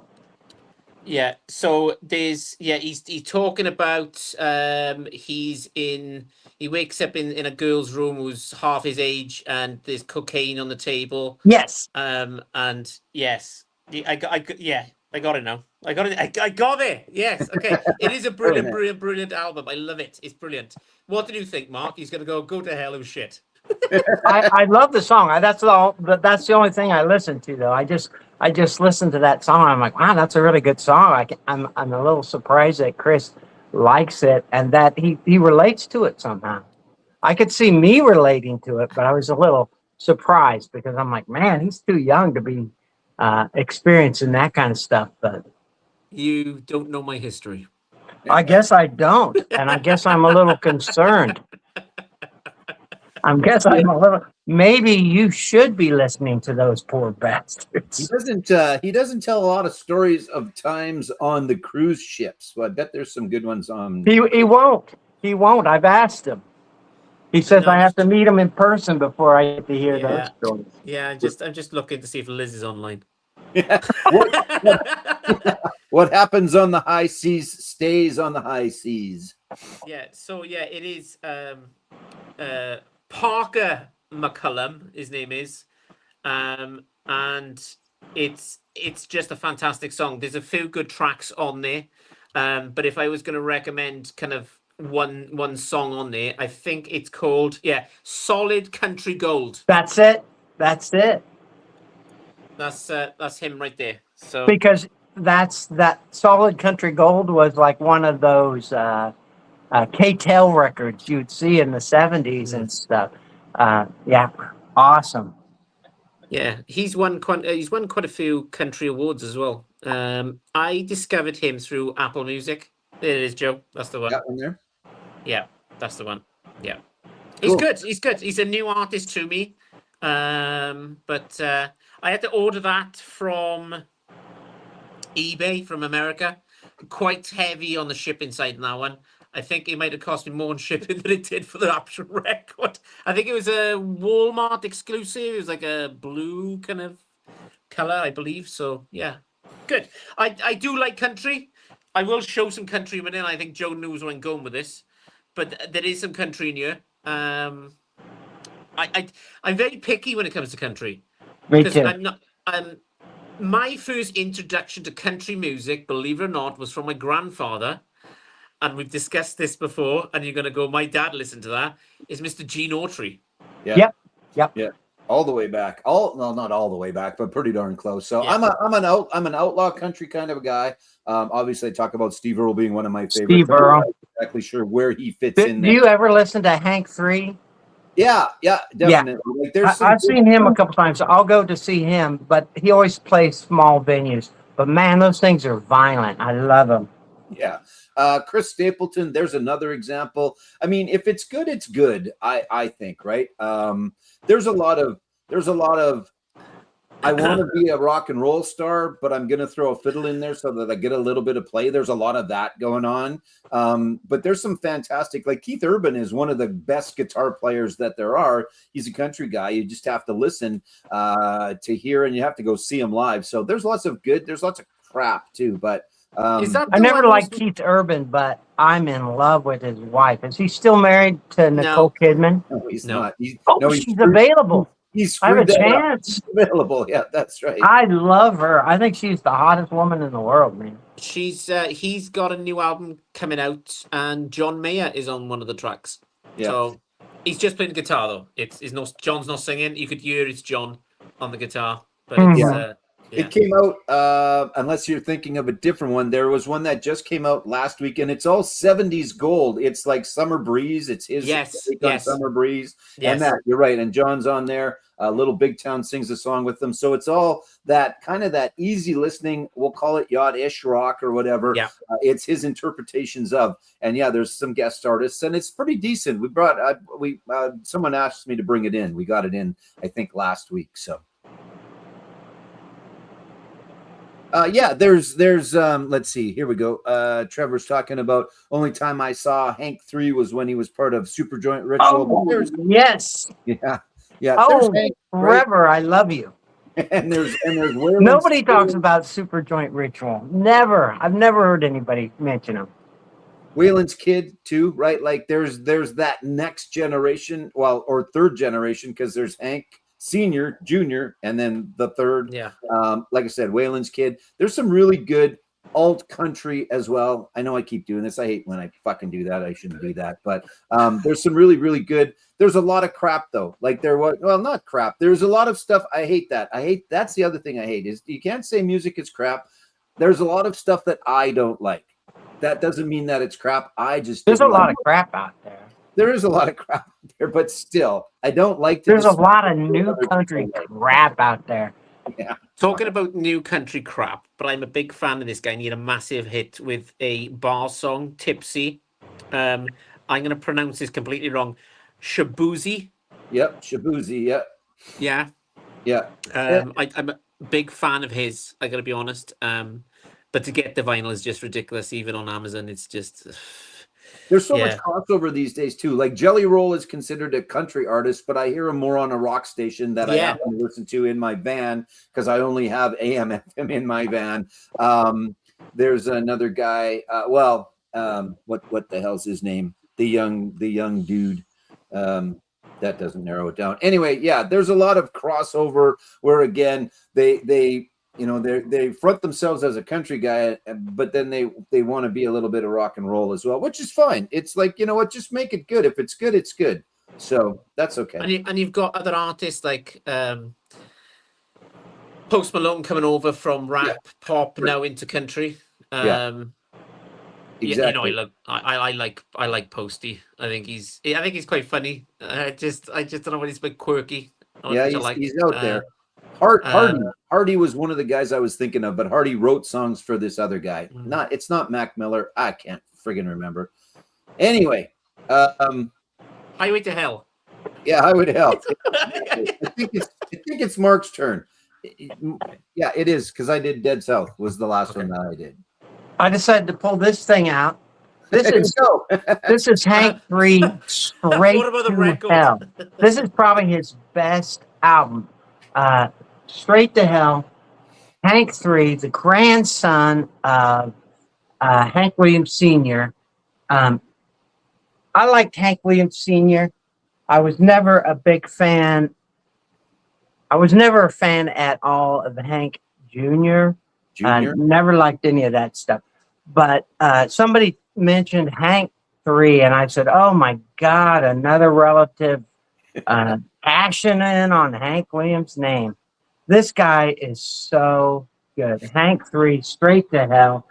This is the double album, but really, unless you're into Super Joint Ritual, the second album is not going to be interesting to most people, but it is so good. This is the album that got me really into Hank 3.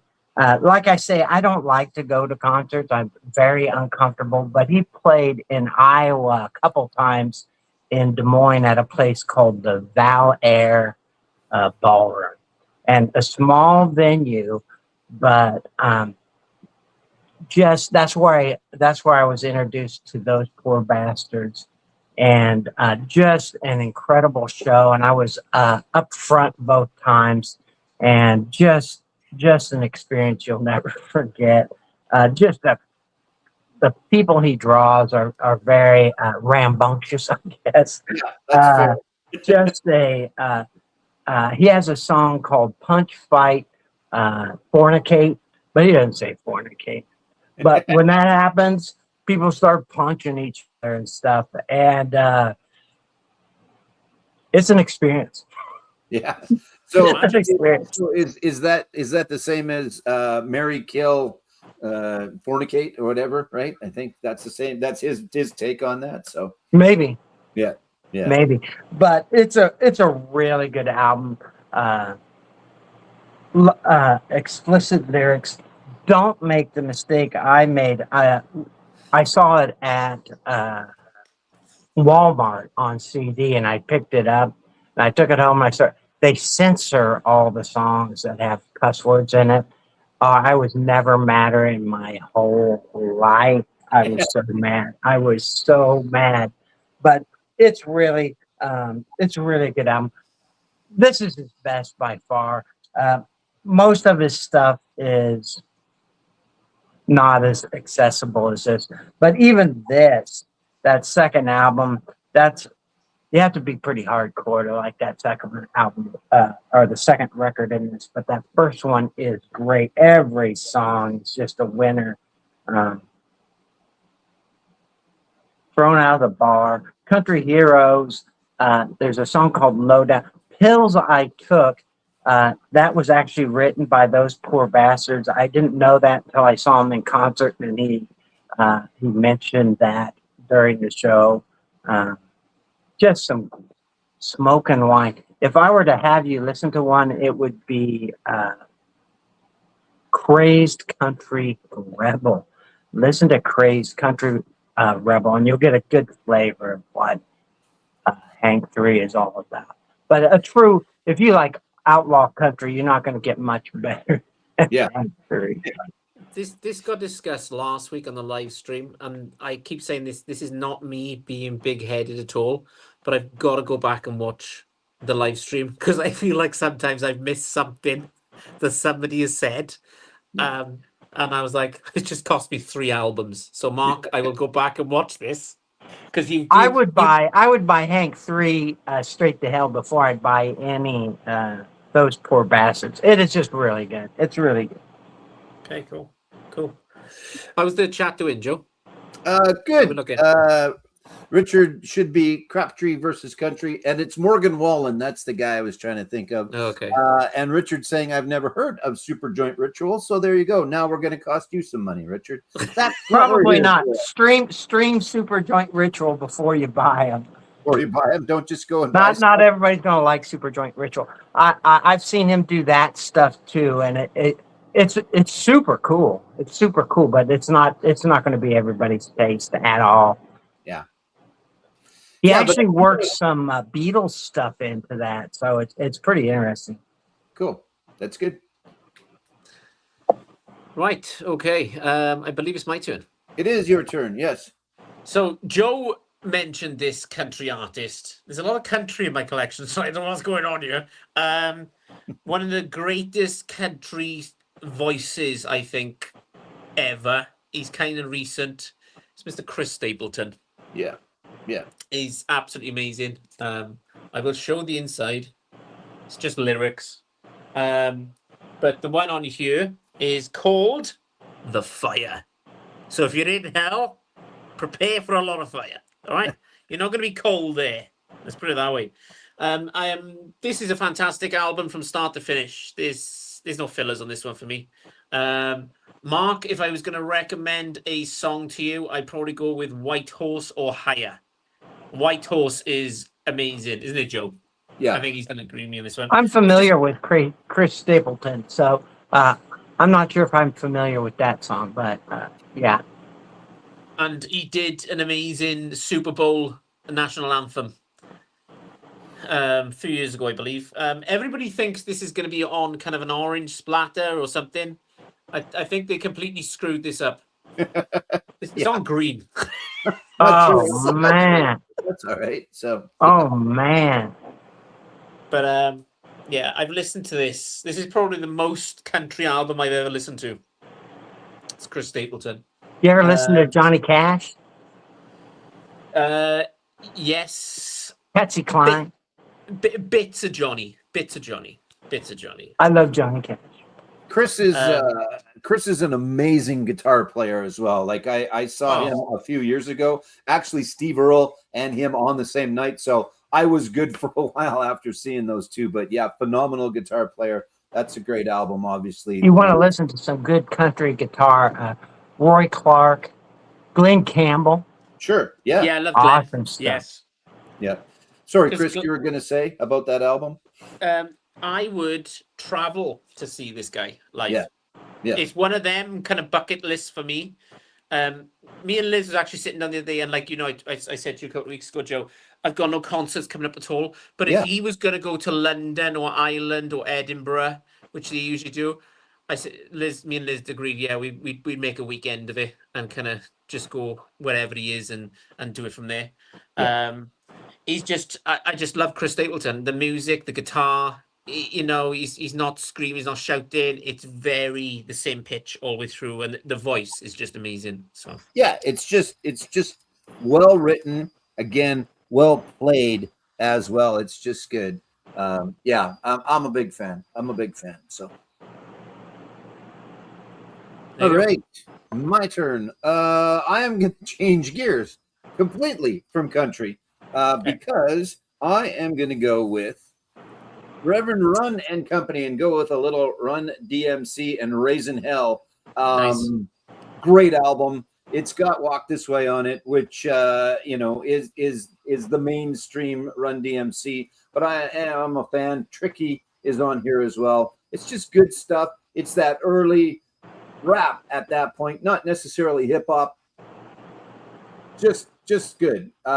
Again, a little bit of rock and roll thrown in there as well, obviously with them and Aerosmith, but it's Tricky is also, so it again, if you're looking for, you know, for those that go, oh, I don't want to listen to any rap whatsoever, listen to these guys, because these guys are great. These guys, Beastie Boys, there's lots of good stuff. There's not a lot that I listen to personally, but I definitely listen to Run DMC. Raising Hell, the title track, really, really good. These guys are just innovators and the kind of the godfathers of, right? There's the Sugar Hill Gang, which was out there. There's these guys, you know, there's NWA, Wu-Tang Clan. There's a lot of classic rap artists, but these guys probably the godfathers, I think. I think that's safe to say. And again, that's coming from a guy that doesn't listen to a lot of it, but I really do enjoy this album. And it's not because of Walk This Way. It's not the Aerosmith aspect of it. That was kind of cool. That helped bring Aerosmith back into the fold a little bit, and it helped break Run DMC through a little bit more to maybe some people that weren't necessarily listening to him. But I think it's great. And, you know, it's just good. And it's Raising Hell, because that's what we're here to do, is raise a little bit of hell. That's another song. You've got that song on an album that you just bought in the last little while, too. Maybe we're getting to that. Raise a little hell. We'll see. Chris is looking at me like, what the hell are you talking about, Joe? Anyway, I got to pee. So, you know. Mark. Yeah, Mark's turn. That's what happens when you have these big, stupid Stanley mugs that are bigger than they should be. There you go, Mark. Here's an album. I don't mention this one very often, but it's Alice Cooper's Welcome to My Nightmare. Yep. I started thinking about songs that might get you into hell. And there's a song on here called Cold Ethel. And it's all about necrophilia, Oh, about really? having sex with dead people, about a dead old woman named Ethel. And I was thinking that would probably get you into hell. And so Alice Cooper, Cold Ethel, the lyric that really exemplifies the song is, she's cool in bed. She ought to be because Ethel's dead. Right. So necrophilia and going to hell. I would assume that would get you into hell. Maybe that would just get a little extra time in purgatory.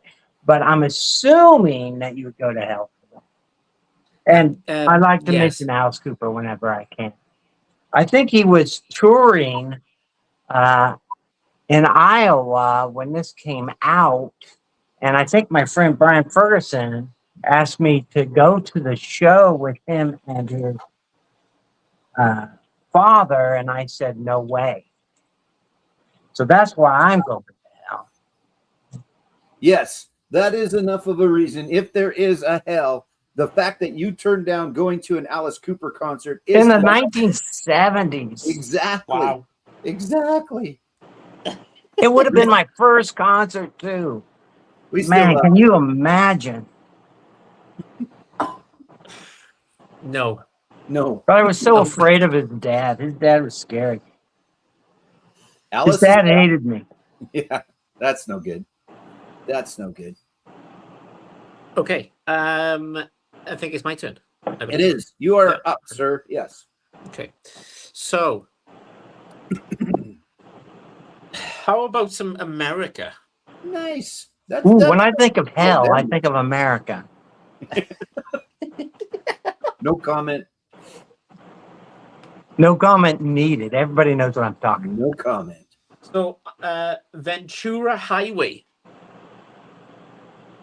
Don't know if anybody knows that song. Oh, everybody knows that song. There's Ventura the- Highway. Yep. There's the It gatefold. mentions Joe in that song a couple times. So, by the way, America have got a new album out. Yeah. Nice. Well, two of them have. I was going to say they're touring, but they're not. Never mind. Deep Purple and Kansas are touring. But anyway, Yeah. never mind. I digress. So this is the 50th anniversary collection. If I'm being perfectly honest, right, I only bought this song for A Horse with No Name because I love that song, right? But since I've listened to this quite a few times, actually, I just love the music. I love the voice. I kind of love the melodies. I just like it a lot. So America's one of those groups that all you need is the greatest hits. It's I really like them too, but I did stream their new album. You know what Instagram's like and Facebook? You get so many adverts on there, right? And I think for me is where I pick up most of my albums. Going, I'll send a message to Joe, going, "Hey Joe, have you heard of these before?" Yeah. That situation. But I do like them a lot. It's a great collection. Here we are. Look, it's got it's a 2 LP disc. It's got 4 sides, so there's quite a few tracks on this one, as you can see. But yeah, I streamed 1 or 2 two songs off their new album.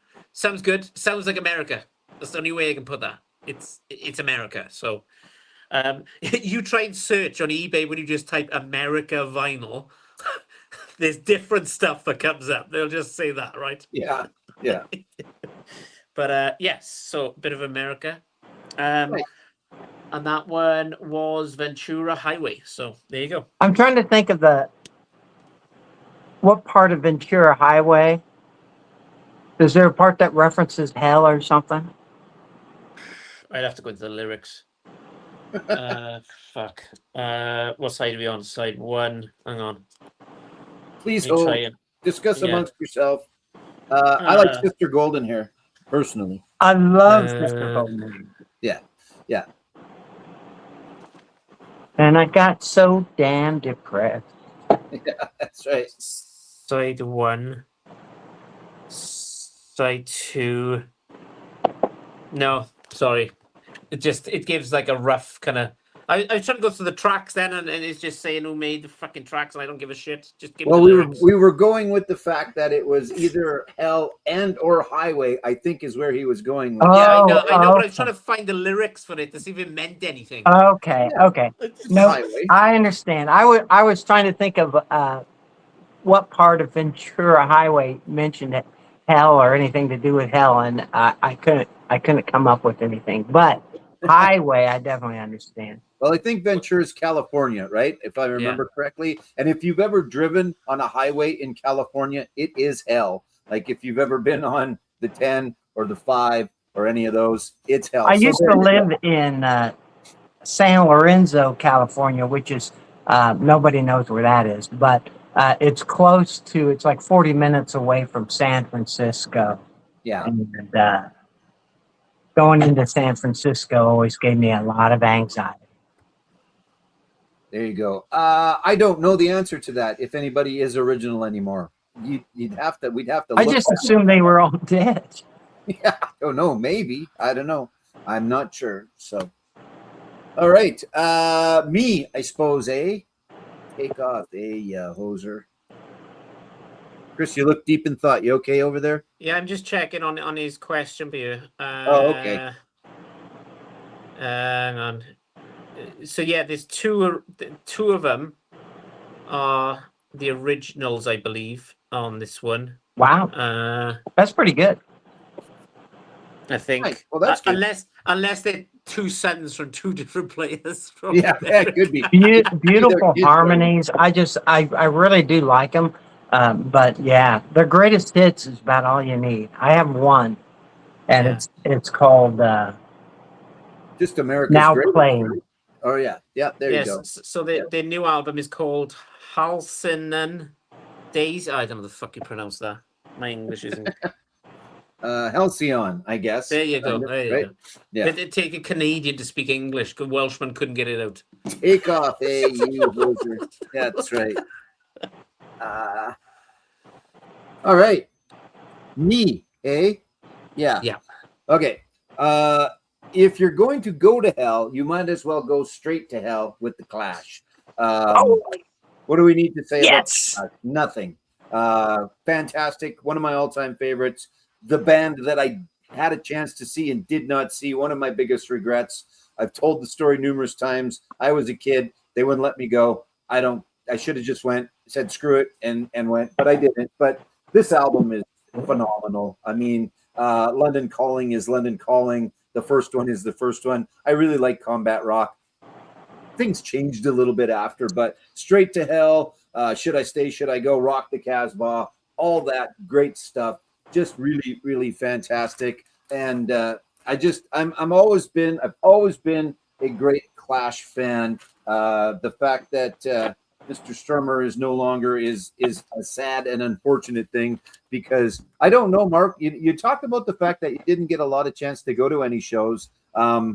Did you ever see the Clash? Was that one? I never did, but the first Clash album I heard, of course, was London Calling. Yeah. But Combat Rock was the second one I ever heard. I still love that album. I was looking for that for this program. I only have it on CD, but that Straight to Hell song is great. That whole album is great. I love that album. It got some of those songs got a lot of airplay, and it kind of ruined them for people, but they're still great songs. Rock the Casbah and Should I Stay or Should I Go got a lot of airplay, and I think people got sick of them. But still, I still love those songs. I love that whole album. That Straight to Hell, though, is probably my favorite song on there. Yeah. Well, about military people going to these countries, fathering kids, and then coming back to America and leaving these kids with no support. Or it's a great song. I love it. I think anybody watching this stream, and I think anybody that may watch this stream, is well familiar with the Clash. But if there's one person that watches this that we can turn on to listening to the Clash, we've done our jobs, because They get talked about a lot, and they are very much revered. But they could probably be talked about even a little bit more. I think they were called the only band that matters.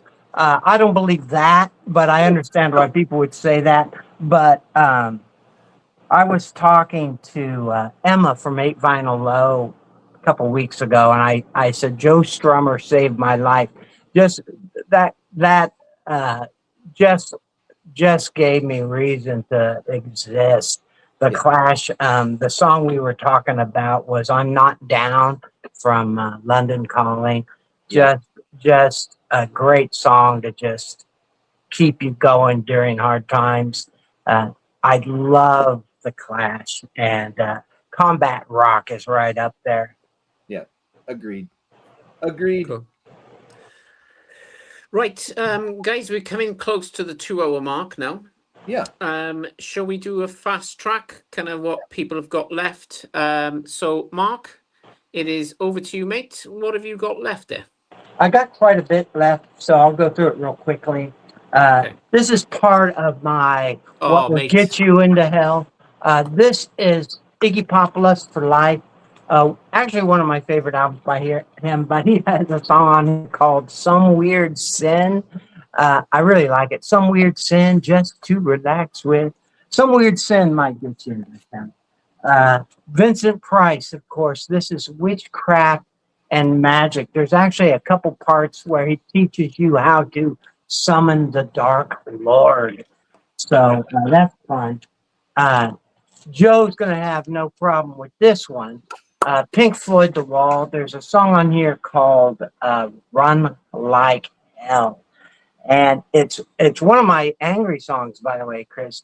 But it's, just when power becomes abusive. Run Like Hell. Chris. Pink Floyd. I thought I'd pull out John Prine. There's a song on here called Your Flag Decal Won't Get You Into Heaven Anymore. I'm not saying that your flag decal is going to get you into hell, but he says it's not going to get you into heaven anymore, so I pulled that out. Sam Stone on that album is worth the price of admission alone. Sam Stone, absolutely. If you had relatives that came back, some of my first memories are my brothers going to Vietnam and coming back. If you had that experience and a brother coming back with these just major problems, that Sam Stone thing means something to you. Violent Femmes, Hollowed Ground. There's a song on here called Country Death Song. You're probably familiar with it, but it's about this guy. His family was starving, and he didn't know what to do. He took his daughter, and he took her out and threw her into a well. I think that would get you into hell. Of course, Misfits probably doesn't take a lot of imagination to figure out what I would do with here, but Mommy, Can I Go Out and Kill Tonight?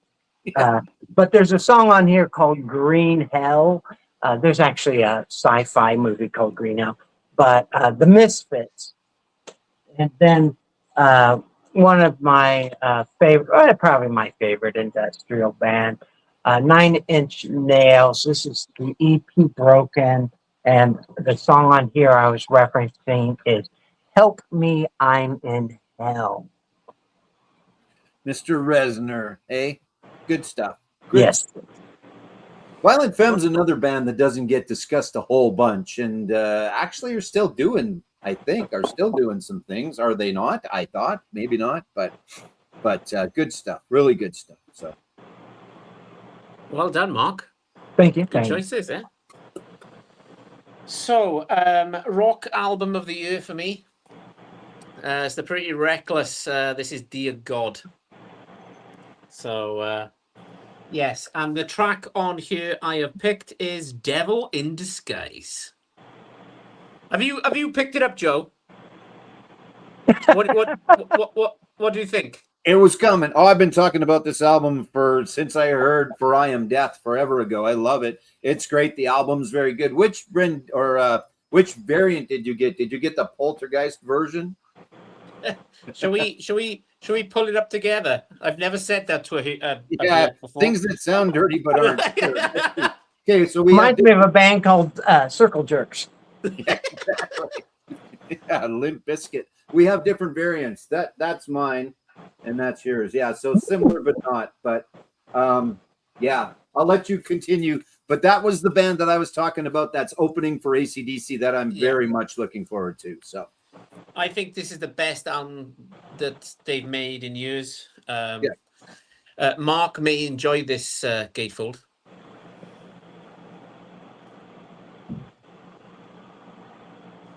Joe, Yeah, make me big, it's a Joe. good gatefold. Make me big, Joe. yeah. Oh well. I Anybody think- with a Catholic background is going to be immediately drawn to that. Yeah, for sure. So, and that's the most clothes I think that Taylor has had Yes. on in a long, long time, actually. So if you look at other album covers, but yeah, So the other one I picked, I haven't got that many left. Well, I got quite a few, but they didn't make any sense. So, it's like- sure. so I had to get my favorite artist in all time, Mr. John Mayer. Continuum. And the big one off this one is Slow Dancing in a Burning Room. Nice. So- Wow.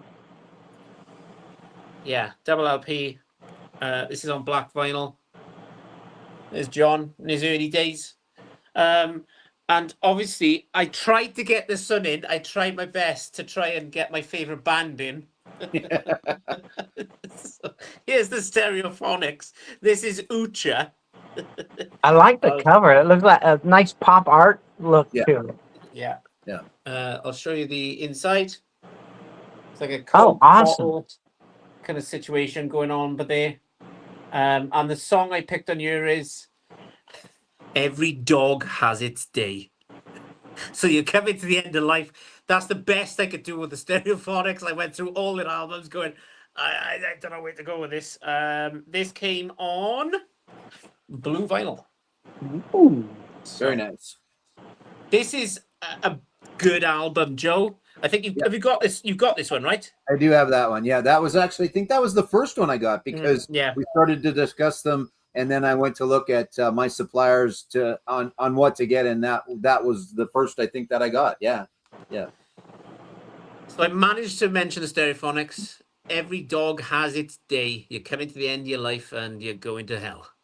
Yeah, that's right. Yeah, exactly. But you know what? Let's. This is a very, very, very good album.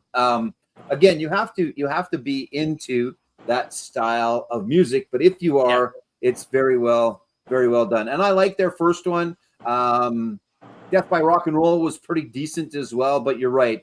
Back to the first one. This is now their best work, I think, for sure. So the pressing you've got with it, is that the indie exclusive then, Joe? That's the indie exclusive, and they're calling that Poltergeist vinyl. So okay, the new studio album featuring the singles indie record store exclusive Poltergeist vinyl. Yeah, it's good stuff. And I brought in a couple extra copies. They went the same day that they came in. So I actually think you were pressing looks better because I got the store exclusive one, and there was quite a few on there. But I thought that looks good. And do you know when it arrives, it looks nothing like you ordered. no, of course that's how that works. Yeah, exactly. You mentioned somewhere along the line we mentioned Circle Jerks. Trevor has seen them numerous times. Oh, I have a little bet. bit of their stuff. Yeah. I have a little bit of their stuff, but not as much as I should have. They're right over there because that's where the C's are. Pretty cool. Yeah, sure. Okay, I don't have much left. Actually, I was kind of saving. Dear God, we should mention as well. The Pretty Reckless. Dear God is the name of the album. So if you're going to talk about hell and the Great devil, you XTC song too. yeah, Yes. great song, great album. Actually, I like XTC because we're only making plans for Nigel along with the rest of it. Okay, I keep hassling Chris to do a female rockers edition of this gig, but he just doesn't have as many as he should. He's got 3 now, but he just have to show Taylor Momsen again. So, but if we were to do that, this artist is one that I would show, and this goes back a while. And this is Pat Benatar, back to the start. Actually, Hell is for children. Hell is for Children. Great song. Really, really good song. I am a Pat Benatar fan all the way through and up to and including recently. I saw her forever ago. I know I say that. I relate a lot of stuff to the things that or the artists that I've seen because I just love going to see live music. And I think she would still be fantastic. I haven't seen any currently, or at least I haven't seeked out. That's not the right word. Anyway, some of her more recent videos. But her and Neil recently inducted into the Rock and Roll Hall of Fame, which means nothing other than they finally got it right and got around to getting her in there. But her and her husband, Neil, who is her guitar player, has been all along. Just really, really good stuff. But yes, the song Hell is for Children, I really, really like her. And again, if we ever get to a point where you have enough, other than KT and Taylor and what's the other one? I think you have three. I knew you were going to say Katie Tunstall. I knew it. Well, you sent me... what's that famous Canadian singer? I don't know. Did I send you some Joni Mitchell? I can't remember if I did. No, or not. it was the greatest hits. What was her name? And I said I liked her for years and years and years. I can't remember now. I'm going to. I bought tickets to another show. Never mind. I'll talk about it later. Okay, go on. They want to know now. Yeah, I bought tickets to Tom Cochrane and Amanda Marshall. They're going to play together, so I'm really looking forward to that. I know that Daryl, when he watches this, will go, "That's cool. I should go to that." I got one more quick one. These guys have a new album out as well, Social Distortion. Oh, yes, I really like them. Chris, I know you're listening to them. You're trying to get into a little bit more. Listen to this album. Listen to White Heat, White Trash, White. What is it? White Heat, White Trash, White. Yeah, something like that. White Light, White Heat, White Trash. Unbelievably good. The new one's very good, Mark. I don't know if you've listened to the new album or not yet. I haven't. It's good. It's really good. It's straightforward. Mike Ness and Social Distortion. So you're not going to go too far. But this right. This is really, really good. Consistently good.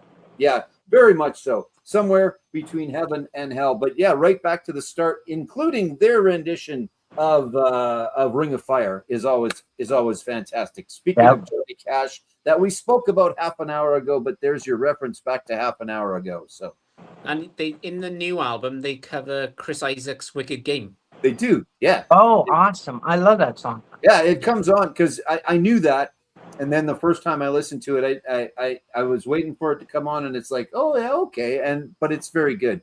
There's a song called Yesterday on there. Phenomenal. Beatles did a cover of that.